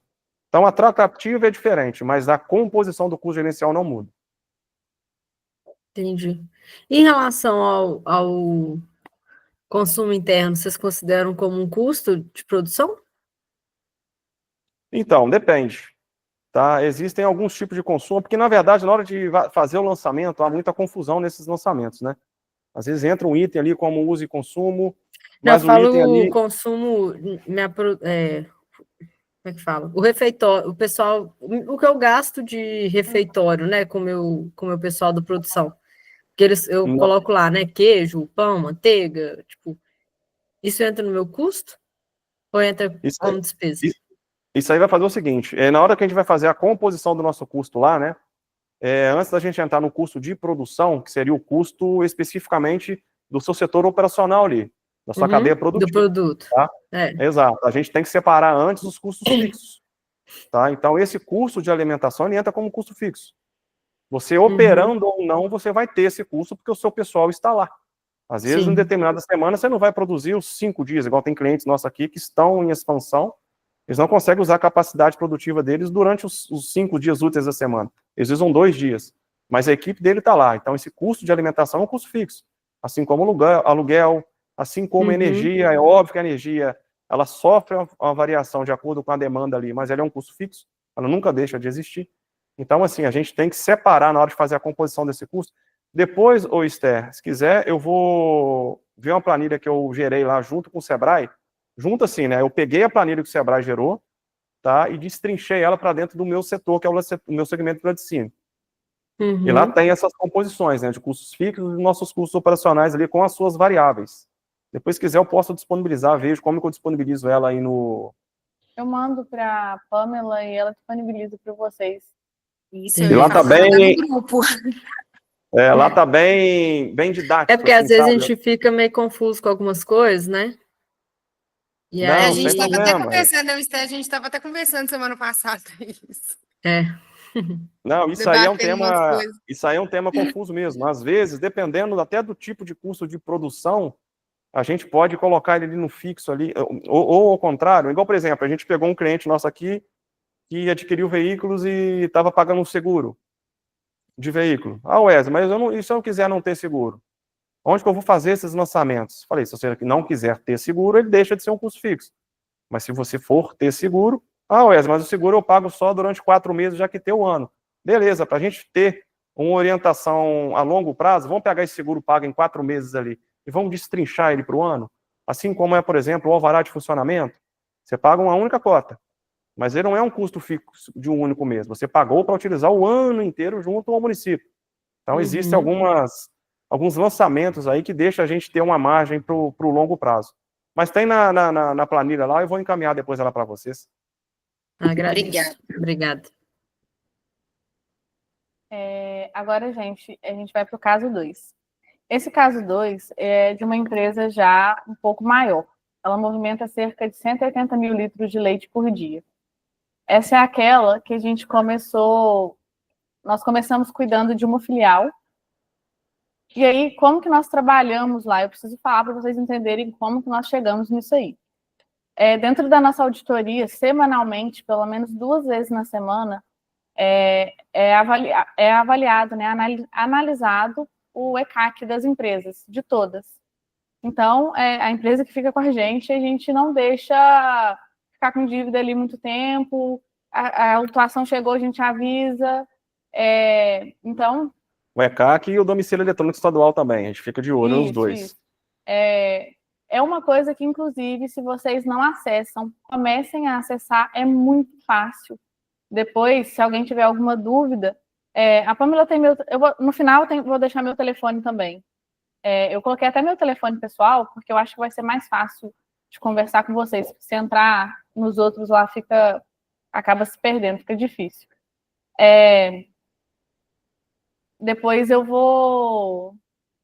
posso ensinar vocês a acessarem, porque todos vocês precisam ter acesso ao e-mail da Receita Federal de vocês. É ali que chega a autuação, é ali que chega algum despacho, é ali que vocês conseguem ter ideia de como a empresa de vocês está perante a Receita Federal. A estadual também, eu posso passar para vocês como que vocês acessam. A estadual é um pouco menos didática, mas ela também é necessária. Porque a gente vê acontecer muito de chegarem autuações, multas, e às vezes a contabilidade no dia a dia dela ali, ela não consegue visualizar. A contabilidade passa 90% do tempo dela enviando obrigação acessória e imprimindo boleto, né? Então, ela não tem tempo de ficar olhando aquilo ali. Apesar das tecnologias, hoje, né, a gente já conseguir fazer isso de maneira automatizada, nem sempre esses programas trazem todas as informações. Então, lá no escritório, a gente divide a quantidade de empresas por auditores, né? Eles olham pessoalmente mesmo o ECAC de cada um. para ter aquela visão mais humana mesmo, de entender, de abrir cada abinha lá e ver o que aconteceu. Então, numa dessas, nós tínhamos apenas uma empresa do grupo. O grupo tem 5 filiais. Nós estávamos cuidando de uma que tinha sido aberta recentemente. O que esse grupo fazia? Cada filial dele tinha um contador. Cada filial dele ficava numa empresa. E aí, quando eles abriram essa 5ª filial, eles entregaram para a gente cuidar. E quando nós, pouquíssimo tempo, acho que 1 mês ou 2 meses que nós estávamos, nessa de olhar o ECAC, chegou uma notificação, e aí a auditora responsável pela empresa nos chamou e falou: Josi, olha, tem uma notificação aqui, e parece que já existe um processo em andamento, mas eles estão com prazo aqui e um boleto em aberto. O computador do Wesley fez o favor de apagar bem ontem, e aí eu não consegui trazer para vocês o boleto, mas eu já mandei para a Pamela aqui. O boleto? A gente tem as notificações. Eu consegui trazer as notificações, mas tinha o boleto também, porque a Receita Federal é assim, ela te notifica, ela já te manda o boleto, ela facilita a vida das pessoas, é bem fácil, ela trata bem fácil as questões dela, né? E já foi com aquele boleto lá. Eu acho que o primeiro era de 5 milhões, alguma coisa assim, incluindo juros. Não, mas a gente tem aqui. Você consegue pôr aí, Rafael? Não, esses PDFs? A Pamela vai colocar, eu já mandei para ela. Ah, tá. Beleza. Aí, o que acontece? A empresa... Aí, né, numa dessas análises, aí a gente foi olhar, realmente, já tinha um processo em andamento. E o processo estava com uma... Palavra que eu esqueci. Com uma defesa. Estava com uma defesa incoerente. Gente, mas era muito incoerente. A pessoa que defendeu como, não parecia nem que era o mesmo processo. Ele tratou de outro objeto na defesa. Tratou de outro assunto, isso. E aí nós... Essa aí eu acho que é o estadual. Não, eu mandei as 3. Mas são 5. Não, eu mandei... você quer as outras 2? Eu vou mandar as outras 2, Pamela. É que você falou que essa ia ser primeiro, peraí. Aí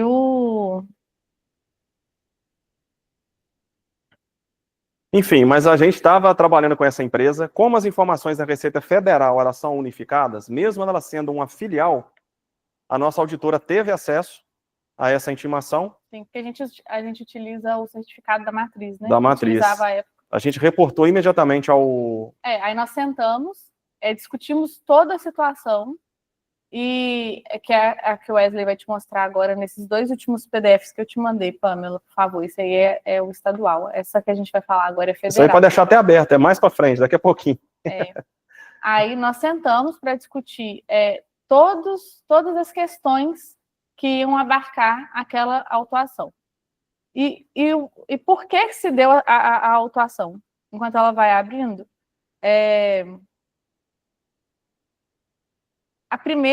essa questão específica tem relação com as obrigações acessórias. Além dos SPEDs mensais, que vocês devem escutar muito, né? Isso. O contador solicitando, me manda o SPED de contribuições, me manda o SPED de CMS, eu preciso calcular o imposto, eu preciso fazer fechamento. Existem 2 SPEDs anuais, o SPED fiscal e o SPED contábil. Esses 2 são enviados uma vez no ano, apenas. E aí, essa empresa específica, sendo lucro real já há muitos anos, né? Eles já tinham... Não, mas antes disso aí, Pamela, tem como você voltar na apresentação, por gentileza? Só para a gente apresentar o contexto disso aí. Quando a gente pegou essa empresa aí, a gente começou a analisar ali, dentre as situações que estavam acontecendo com ela, várias falhas fiscais. Tá? Inúmeras falhas fiscais. Porque a gente teve a reunião com o sócio proprietário da empresa e ele nos permitiu fazer uma análise de maneira contextualizada. Nós pedimos permissão porque a gente cuidava apenas de uma empresa, né? Exato. Aí ele liberou que a gente auditasse as outras filiais também. Fomos auditar as outras filiais, porque ele tinha um grande problema. Ele descentralizava todas as suas filiais. A gente sempre gosta de lembrar o seguinte: por mais que cada filial tenha que ter a sua apuração, a sua escrituração, até para a gente ter controle, a gente ter noções de todos os resultados operacionais ali, resultados tributários, despesas, a gente consiga elaborar planilhas, balanços, para a gente tomar decisões mais assertivas para frente. Como no âmbito federal essas esses balanços de cada filial eles são unificados, eles são entregues de uma única forma, é importante que tenha alguém responsável por todas essas coletas de informações, todas essas análises. Quando a gente pegou para fazer essa primeira análise, a gente viu que a motivação dessa notificação da Receita Federal é que o contador nunca tinha entregue nem um balanço patrimonial e nem uma DRE dessa empresa nos últimos 5 anos. Ou seja, a Receita Federal não tinha a mínima ideia de como estava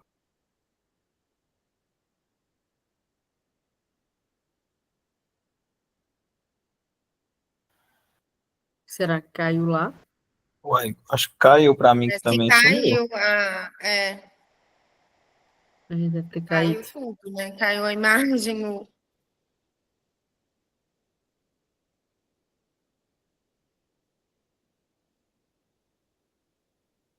Pessoal, eu já avisei para eles que eles caíram, tá?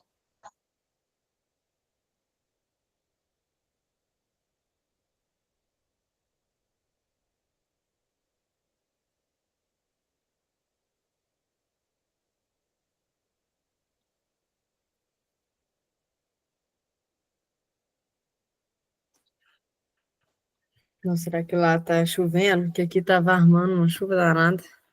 Às vezes cai a internet, né, quando chove. Tá precisando, tem 30 dias de planejamento de chuva, mas ela nunca chega. Mas aqui ontem choveu bem. Não sei em Lavras. Bem pouco. Aqui deu uma chuvinha eu tô boa. aqui desde domingo, eu já não tô aguentando esse calor. Ontem Tá tava batendo 34, 35 graus aqui. Nossa Senhora. Tá quente demais. É, Hoje eu achei, aqui. porque o dia amanheceu nublado. Mas aí, deu 9 horas, já tava solão rachando. Mas o pessoal falou que aqui no carnaval choveu. Aqui não.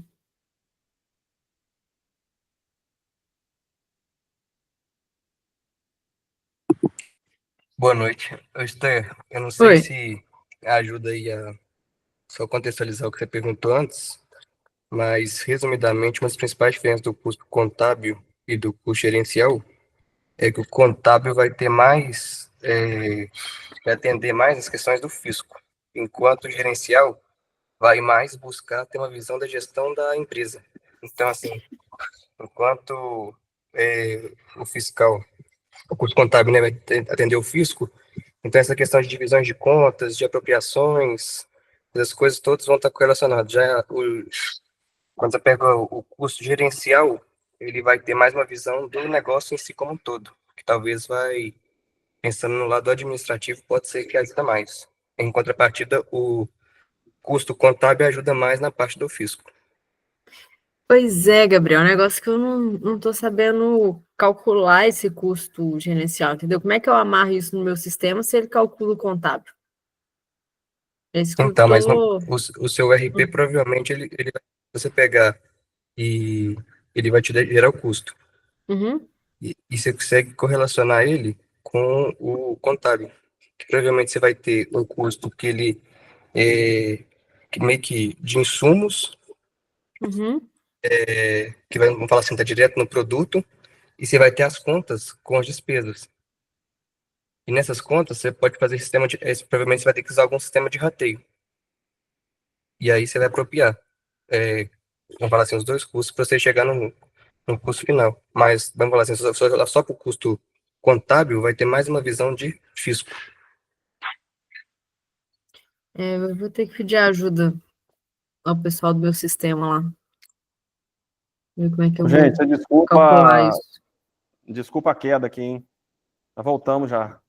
Não sei se ajuda aí, mas Tranquilo. depois se quiser eu te mostro como que a gente faz aqui, Ah, essa beleza. questão, mas pode ser que ajude, que a gente também já quebrou um pouco a cabeça aí. Ah, obrigado. Vamos trocar uma figurinha aí. Eu te mando depois só um Excel assim básico, pra você que acha que Uhum, vai ficar mais fácil entender essa divisão provavelmente você quer chegar no preço final, né? uhum. É isso mesmo. Eu depois te mando mando lá no grupo depois só um exemplo. Beleza. Obrigada. Eu.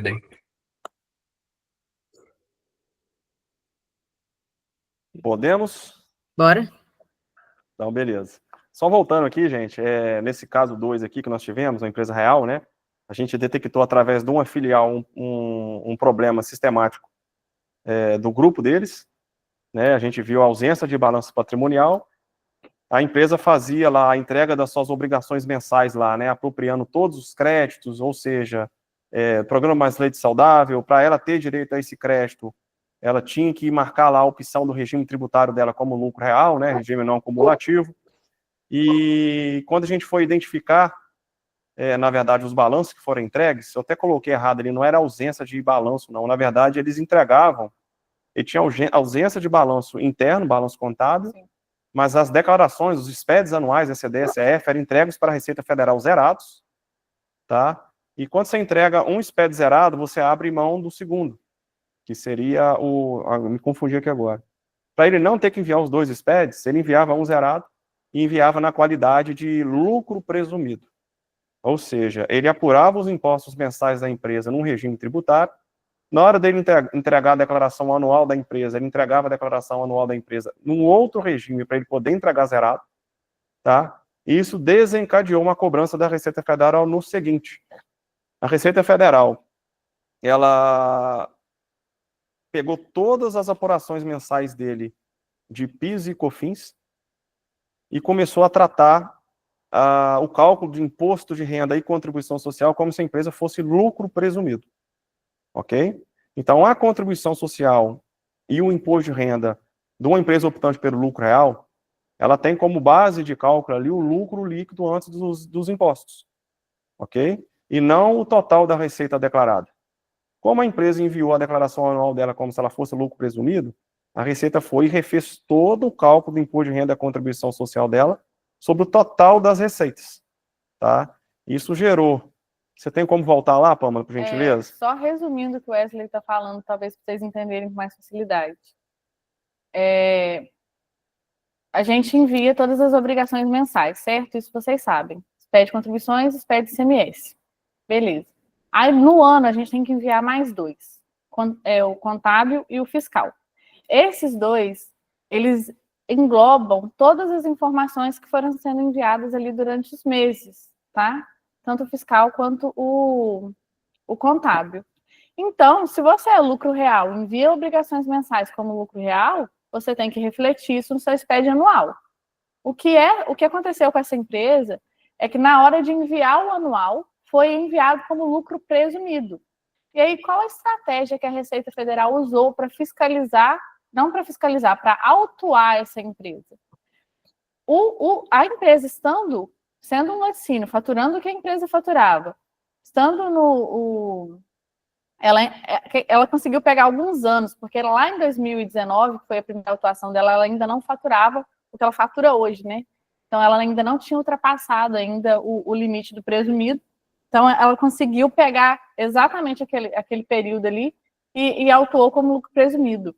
E aí ela jogou os percentuais de lucro presumido, que são altos em vista do lucro real para um laticínio.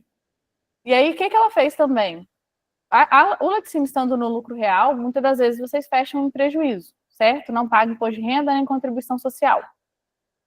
Aquela empresa fechava no prejuízo. O prejuízo real, na verdade, nem era prejuízo real, era um prejuízo fiscal, né? E aí, como a Receita Federal não encontrou nenhuma guia de imposto de renda e contribuição social daquele período, ela jogou sobre o faturamento daquela empresa os percentuais do lucro presumido e foi gerando as multas e as cobranças ali daquele período. Esse aí, ó, é real, tá? A gente só tomou cuidado de apagar o nome ali, o número do processo. Isso aí é do ano de 2019, isso é um único ano. É o cálculo da contribuição social sobre o lucro líquido da empresa, né? O cálculo efetuado com base no regime do lucro presumido, né? Que a gente desconsidera todas as despesas, todos os custos, a gente só olha a base de cálculo ali como a receita, né? Então, só de contribuição social aí estava sendo uma cobrança de 1.874.000, tá? A outra tela, Pâmela, por gentileza, é a do imposto de renda, que são 2 impostos de âmbito federais que são entregues nas declarações anuais, tá? Então, a gente está falando ali de 1.800.000 de contribuição social e a gente está falando aí de mais 3.324 de imposto de renda. Isso aí você pode olhar a data lá, esse é um processo agora, de outubro de 2023, que a gente participou da defesa administrativa, a gente viu que a defesa que estava ativa ali estava tratando de um outro tema, era um assunto adverso do que estava sendo cobrado. Em decorrência dessa defesa incoerente, a Receita autuou, mandou o boleto, e a empresa estava quase endividativa. Isso ia acarretar a perda de certidão negativa, enfim. E aí nós precisamos... Sem falar que isso aí já ia ser levado para a esfera jurídica, né? Quanto que o advogado cobraria para reverter uma cobrança dessa aí. Né? Exato. E aí a gente conseguiu suspender essa cobrança. Nesse meio tempo, nós retransmitimos todos os SPEDs anuais que estavam sem movimentação e como lucro presumido. Nós tivemos que pegar todas as notas fiscais do ano de 2019, e aí nós verificamos que 2020, 21, 22, 23 também estavam do mesmo jeito. Então a gente foi uma corrida contra o tempo, de pegar todas as notas, extratos da empresa, importar e fechar balanço, DRE e transmitir enquanto esse processo está suspenso, para quando a Receita analisar, ela já verificar lá tudo retransmitido e tudo organizado, né? Isso aí só para vocês... A gente está demonstrando isso para querer passar a seguinte mensagem. Quando a gente levou esse cálculo aí para o dono da empresa, ele não fazia a mínima ideia de onde estava surgindo esse valor, por que ele estava devendo isso, quem que era o responsável por isso, quem que é o culpado de não ter entregue. Então, é justamente a negligência de uma gestão fiscal, tá? Só essas duas cobranças aí estavam gerando em torno de 5 milhões, né? E a Receita ainda tem o direito de cobrar o fato dele ter entregue a declaração zerada e depois ele retificou informando valores. Isso. Então, poderia cobrar. Então, esses 5 milhões aí tranquilamente transformariam num 7. Aí vocês podem se perguntar também, né? Como que eu vou verificar isso? Como que eu verifico antes de descobrir que isso já aconteceu? Porque vocês acessando o ECAC de vocês não conseguem evitar o problema, vocês conseguem descobrir o problema, que ele não descobriu, porque ele não acessava o ECAC. Como evitar esse problema? É fácil. Continuem, né, o que vocês fazem, essa troca de figurinha, né, igual estava o Gabriel ali, ele já conhece um pouco mais do que a Esther desconhece. Com certeza, a Esther conhece um pouco mais do que ele, isso é muito bom, o que vocês fizeram, né? Procurem pessoas que entendam do assunto, que é o que a gente está fazendo aqui hoje, tentando mostrar mínimo para vocês, para que vocês consigam abrir a mente com relação a isso. Hoje, a partir de hoje, se vocês já sabem que tem 2 obrigações anuais que elas têm que coincidir com o lucro que o regime tributário que você é optante. Não é fácil, peça seu contador. Me deixa ver, por gentileza, as minhas obrigações anuais foram transmitidas no ano passado. É tranquilo de vocês terem um aplicativo da Receita Federal, vocês conseguem abrir pelo aplicativo da Receita Federal no computador de vocês. Só importar, a primeira página lá está os dados da empresa. Então está lá regime tributário, está CNPJ. Isso aí também pode ser verificado o seguinte, uma contabilidade que tem um acompanhamento regular junto ao contribuinte, junto aos empresários, junto a vocês, sempre apresentando balanço, sempre apresentando demonstrativo de resultado, sempre trocando ideias de planejamento e tal, ele provavelmente já terá isso aí pronto. Isso, mas peçam essas informações. A gente está mostrando aqui o que vocês vão olhar. Porque muitas das vezes também a contabilidade faz a reunião, bota aquele monte de gráfico, aquele monte de negócio lá, e aí não faz muito sentido, vocês não vão entender muita coisa. Então, como entender isso? Essa que é a questão. Entender o seu regime, entender que vocês têm, além das obrigações mensais, vocês têm mais 2 obrigações no ano, entender que elas têm que ser transmitidas com movimento, porque o fato delas terem sido transmitidas sem movimento aí, além de ter dado brecha para a Receita Federal, na verdade, essa autuação não foi pelo fato de estar sem movimento, foi por ser lucro presumido, por estar como lucro presumido. Agora, o fato de estar sem movimento é outro problema, porque quando a gente retransmite ela com movimento, a Receita Federal vai gerar uma multa por inserir aquela informação fora do prazo. Então, e essa multa é em cima do faturamento da empresa, entendeu? Então, da multa a gente nem consegue fugir. A empresa vai ter que arcar com a multa. Quando a Receita Federal ver todas as retransmissões lá, ela vai gerar multa, porque a gente inseriu informação. Então, é mais tudo que a gente está contando para vocês aqui é mais para chamar a atenção de vocês, que não adianta vocês terem um excelente produto, não adianta vocês terem muitas vendas, não adianta vocês serem excelentes gestores. E quando vocês assumirem, vocês negligenciarem a parte fiscal de vocês.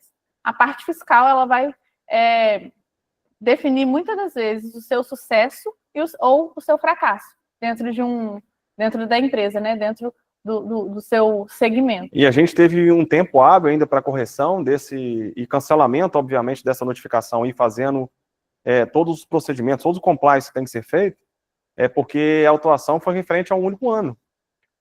Né? Porque se a Receita já notificasse os 5 anos dele, provavelmente a gente não teria hábil de pegar 5 CNPJs, fazer 5 conciliações financeiras, gerar 5 balanços patrimoniais e enviar ele de forma unificada.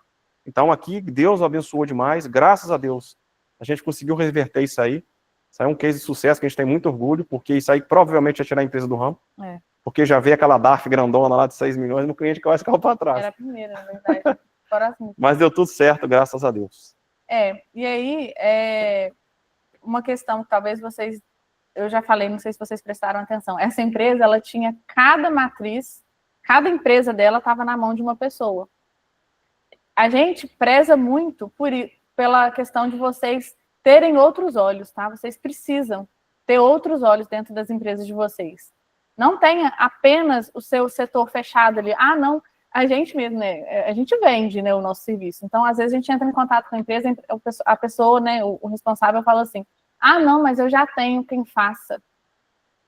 Todo mundo praticamente tem quem faça. Não tem uma empresa que está sem contador ou sem uma auditoria.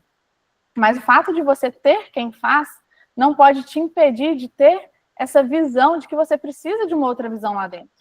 Você precisa de uma outra pessoa olhando, nem que seja para falar, gente, tá tudo certo, entendeu? Vocês precisam de alguém olhando, de mais alguém, de mais outras pessoas olhando e dando um feedback para vocês aí, para vocês terem certeza que realmente está tudo certo.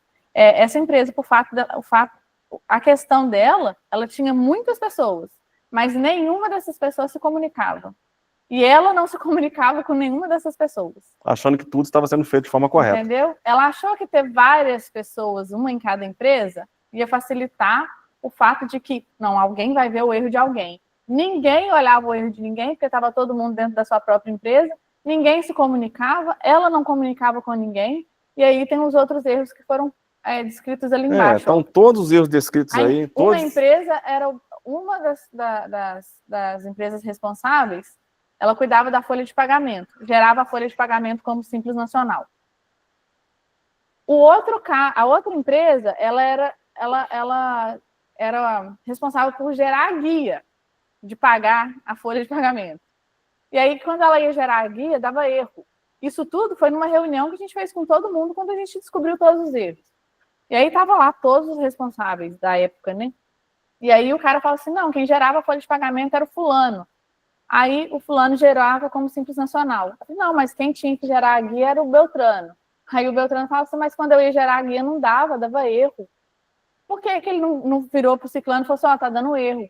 Se ele tivesse falado, ele tinha descoberto que o cara estava gerando em Simples Nacional, mas ele não fez isso. Ele gerava a guia de INSS da empresa num código outros, né? Um outro código. A empresa pagava. Aí a Receita Federal não encontrou o pagamento de INSS dessa empresa, porque estava em outro código, não estava no código do lucro real. E aí, até a gente encontrar essa situação, gente, dá um trabalhão. E essa multa aí eles já estão pagando, eles parcelaram, já estão pagando, não tem o que fazer. E aí, ICMS, um cuidava da parte do ICMS de uma empresa, outro cuidava de outra, e aí, o que aconteceu? Uma empresa acumulava muito crédito de ICMS e a outra pagava muito imposto, quando eles poderiam estar fazendo a jogada do crédito ali entre as filiais. Ou diminuindo os valores para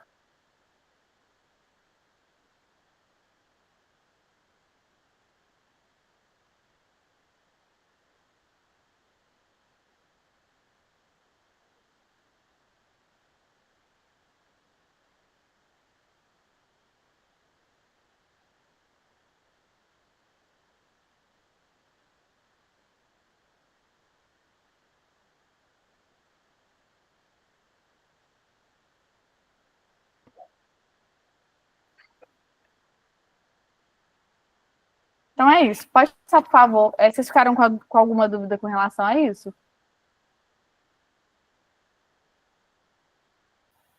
Não, tá tranquilo. E o terceiro caso, Ô, Josiane, eu não sei como é que tá aí em termos de slide, né? Mas só para a gente não atrasar muito, que já são 15 para as 9. não, Aí já não... está acabando, é o último caso. Ah, beleza. Não, tranquilo. Só para a gente ficar atento. Obrigada. Acaba às 9, né? Isso, para a gente Tá, não, joia.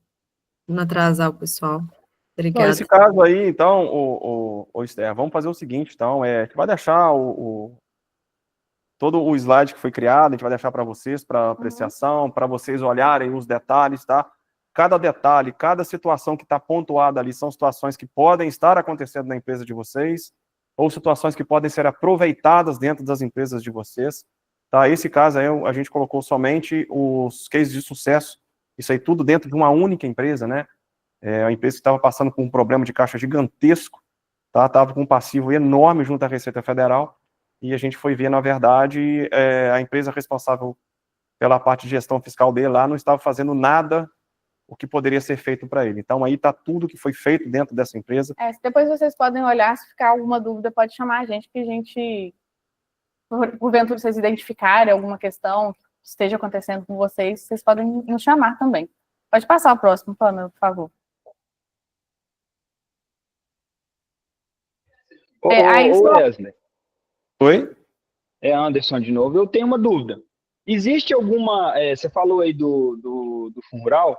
Existe alguma condição legal que o laticínio não precise fazer o recolhimento do Fundo Rural? Por exemplo, se o produtor tiver o recolhimento em folha e optar por isso lá no início do ano, isso é legal, né? Sim. Ele pode, se o produtor tiver uma equiparação à pessoa jurídica também. Essa questão. Tá? Eu que não ouvi. Aí tem sim, tá? Agora, de um trâmite comercial normal de comprar direto de pessoa física, tentaram se discutir essa situação aí, mas não teve nenhuma decisão favorável não, tá? Aí eu só coloquei Pois é, mas de pessoa física, se o produtor tiver a opção de desconto do Fundo Rural pela folha de funcionários dele lá, e fazer aquela opção lá no início do ano, emitindo a declaração pelo laticínio, isso é legal, né? Isso, sim. Isso aí tem previsão legal. Isso é válido, sim, né? Porque a gente tem alguns produtores aqui, eu perguntei por curiosidade mesmo, porque eu imaginava que se fosse, porque vários laticínios têm esse hábito também, mas não custa nada perguntar, né? Não, com certeza. Deixa eu só. Aí eu só coloquei o faturamento do caso anterior. Quando eles chegaram para a gente, eles faturavam aí 1.600.000. Em 2 anos, eles estão com 9 milhões, a partir do que a gente fez com eles lá no início. Depois vocês dão uma lidinha, só para ver o que foi feito com eles, para eles conseguirem crescer do jeito que eles cresceram aí em tão pouco tempo. Isso aí é um caso muito legal, um caso legal para vocês olharem ali, tá? Aqueles itens ali, conforme eu disse. Pode passar o próximo, Pamela, por favor. Aí a gente... Isso aí também, eu acho que dá para vocês darem uma lida depois, é mais sobre a teoria da gestão fiscal mesmo, o que é gestão fiscal em cada um desses 3. O que ela se comunica com a gestão financeira, comercial, administrativo. Isso aí é muito importante, né? Que é a consequência da gestão fiscal dentro de cada âmbito desse aí. Pode passar, Pamela, por favor. Aí a gente fala um pouco do programa Mais Saudável, mas vocês já conhecem. Pode passar também, por favor. Se tiver alguma dúvida quanto a ele, pode perguntar depois. Aí a gente fala da Lei do Bem também. Se vocês tiverem alguma dúvida, podem perguntar também. Eu deixei destacado em negrito, se não me engano. Pode passar mais uma vez, Pamela. A maior dúvida de vocês quanto à Lei do Bem é se eu colocar tecnologia aqui dentro, eu posso fazer uso dessa lei, desse benefício? E aí eu coloquei em negrito ali que não, né? Qual o requisito mesmo da Lei do Bem para vocês conseguirem utilizar e reduzir imposto de renda e contribuição social. Se tiver dúvida, pode me perguntar depois também. Esses aí são os 2 principais, né, na verdade, os benefícios ligados, né, mas ali a gente tem outros benefícios, por exemplo, os federais ligados, por exemplo, ao IPI, a gente tem a subvenção de investimento, a gente tem outras coisas que depois, tendo dúvida, a gente pode aprofundar. Isso aqui é legal, a gente falar rapidinho. Nós atendemos um laticínio recentemente, que ele produz ele movimenta 70 mil litros de leite por dia e ele tem 7 funcionários. Tecnologia. No nosso workshop, não sei se vocês assistiram, ele está integral no nosso canal no YouTube, depois vocês podem olhar também, podem pedir o link. A gente levou uma pessoa que falou sobre automação, a indústria 4.0. É muito interessante vocês pensarem nessa questão de automação. Talvez, né, os pais, enfim, não pensem tanto quanto vocês, né, que são jovens, que vão assumir. Mas você ter um laticínio que movimenta 70 mil litros com 7 funcionários, a gente tem cliente que movimenta os mesmos 70 mil com 57 funcionários. Então, ali, a demanda trabalhista, honorário advocatício, impostos... A gente quis colocar isso aí, que basicamente a economia com isso tudo aí paga o investimento mensal ali em todos os seus equipamentos. É algo que vale a pena vocês pensarem e é um ponto para vocês estudarem também. A gente acha que seria interessante falar. Pode passar, Pamela, por favor. Nós fizemos também um comparativo, que eu acho que não vai dar para apresentar, mas está com a Pamela, eu já mandei para ela. Ela pode disponibilizar no grupo para vocês. Nós simulamos um laticínio no Simples Nacional, no lucro presumido e no lucro real, com todos os impostos, todos os benefícios. Está no Excel que eu mandei para ela. Vocês podem olhar ele bem, né, com tempo depois, para vocês verem.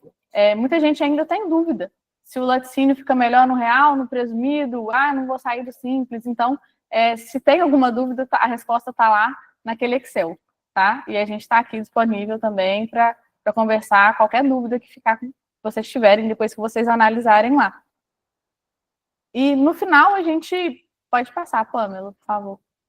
No final a gente só trouxe mesmo um pouco do papel do sucessor na construção da empresa. O Wesley é sucessor na contabilidade deles, a contabilidade deles tem mais de 60 anos, e aí ele colocou aí alguns pontos que ele acha importante destacar para que vocês levem em consideração nessa trajetória de vocês aí, mas nem foi tanto aí na questão fiscal, não, mais uma dica mesmo de quem já passou e continua passando aí pela sucessão. Pela sucessão. E deixamos aí em evidência essa pergunta aí, que eu acho que ela é essencial para a gente, como gestores, né?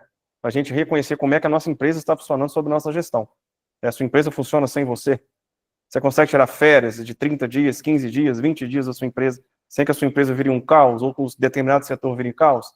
Isso aí foi um termômetro muito útil para mim. Tá? Eu confesso que de vez em quando eu tenho que retornar à empresa ainda para reorganizar algumas situações, mas não é fácil, mas eu acho que é uma pergunta que pode servir como uma orientação aí para a gente ir sanando os problemas das gestões aí nos operacionais. E aí, Pamela, passa por gentileza. Eu deixei aí três feedbacks, depois vocês podem assistir, é bem curtinho, tá dentro tem esse, tem outro e tem um outro. Ô, gente, vocês podem ficar à vontade, viu?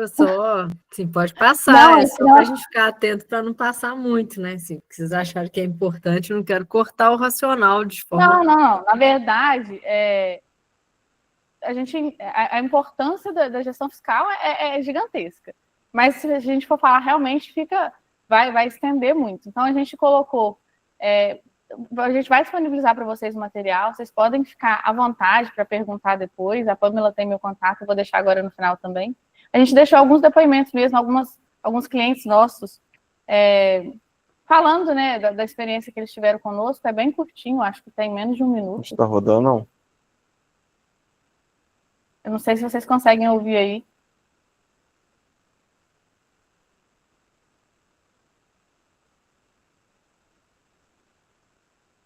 Tá com som ou tá sem som? Só me sinaliza, por favor.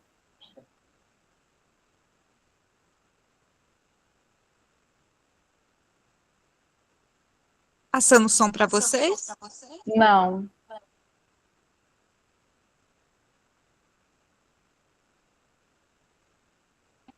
Aqui está rodando normal. O Grupo Equilíbrio veio trazendo solução para a empresa, agregaram muito para o crescimento da empresa e é impecável o serviço dele. Foi uma ótima parceria.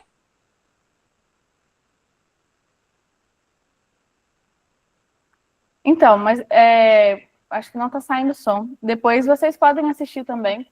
E aí a gente queria aproveitar a oportunidade, né, que vocês nos deram, agradecer novamente, né, a oportunidade. Para nós é um privilégio poder estar aqui com vocês, né, compartilhando e aprendendo com vocês. É um privilégio estar com quem vai assumir, né, esse segmento tão importante, quem está já, né, no processo de assumir esse segmento tão importante, que é o segmento de laticínios. E nós queríamos oferecer para vocês, né, caso vocês tenham interesse, uma auditoria gratuita. Isso a gente vai estender para todos da Sileng, né, que queiram uma auditoria gratuita. Aí é só me chamar, eu coloquei o meu telefone pessoal. A gente colocou aí as nossas redes sociais. Né, quem quiser me seguir por lá também, a gente está sempre postando algum conteúdo. E a gente se coloca à disposição para fazer a auditoria, nem que seja para emitir, a gente espera, né, que para emitir um relatório técnico informando que está tudo correto, que vocês estão apropriando tudo corretamente, e que está tudo certinho com a empresa de vocês. No mais, é isso. A gente está à disposição, se tiver alguma dúvida ainda, que a gente separou esse espaço final aqui agora para receber algumas dúvidas, alguns comentários, algumas situações que queiram ser compartilhadas aqui, que a gente possa acrescentar ou agregar em algo. Pessoal, alguém tem alguma dúvida? Eu fui tirando as duas que eu tinha anotado aqui, eu tirei ao longo da apresentação. Alguém quer completar alguma coisa, tirar alguma dúvida com o Wesley? Ou com a Rose, com a Josiane? Não? Pessoal, eu agradeço mais uma vez o time, né, da Equilíbrio. Para mim foi bem legal, assim, igual eu falei no começo, eu acho é uma área bem complexa, mas que realmente é importante. Obrigado pelos esclarecimentos, e aí eu vou entrar em contato depois com o Gabriel também para me ajudar nessa parte do custo gerencial aí. A Pamela pediu para não esquecer de pedir para a gente liberar as câmeras para a gente tirar um printzinho para deixar registrada essa reunião. E aí, quem puder, por gentileza. Eu tive que vir para o celular, porque a minha internet caiu. Eu estou sem Wi-Fi. Vocês estão me ouvindo?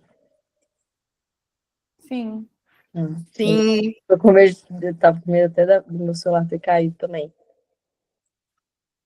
Pamela, você consegue tirar para a gente, por favor? Só estou esperando o pessoal abrir a câmera. Só abriu a Carol e o Marco Túlio. É porque eu não estou vendo ninguém. Estou vendo só o Wesley. Está travada, inclusive, Esther.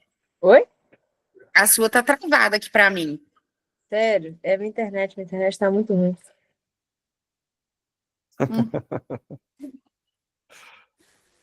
Ele falando que está com máscara de argila no rosto, gente. Tá cuidando da cutis. Eu tirei aqui, a Esther. Obrigada, viu? Obrigada, Pam. Eu tô saí travada? Ixi, Pamela, a gente não estava preparada, não. Eu tiro novamente, então.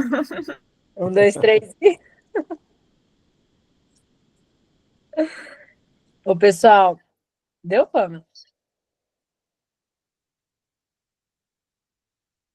Deu, gente. Obrigada, viu? E aí, só lembrando, a nossa próxima reunião é dia 10 de abril, lá na FIEM, presencial.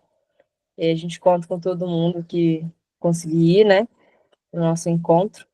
E o Wesley e Josiane, né, vocês tendo a oportunidade também, e fiquem à vontade para ir lá na FIEM, no Sileng, conhecer a nossa casa, né, a gente se conhecer presencialmente também, que é bem legal essa interação. Tá bom? Muito obrigada, gente. Muito obrigada, viu? Obrigado pelo convite, obrigado pela oportunidade, e a gente se vê mais vezes aí, se Deus quiser. Se Deus quiser. Boa noite, pessoal. Boa noite. Aí a participação. E aí a Pamela vai mandar o linkzinho do feedback também. Não esquecem de responder, que é importante para a gente. Obrigada. Obrigado. Tchau, tchau. Tchau, tchau.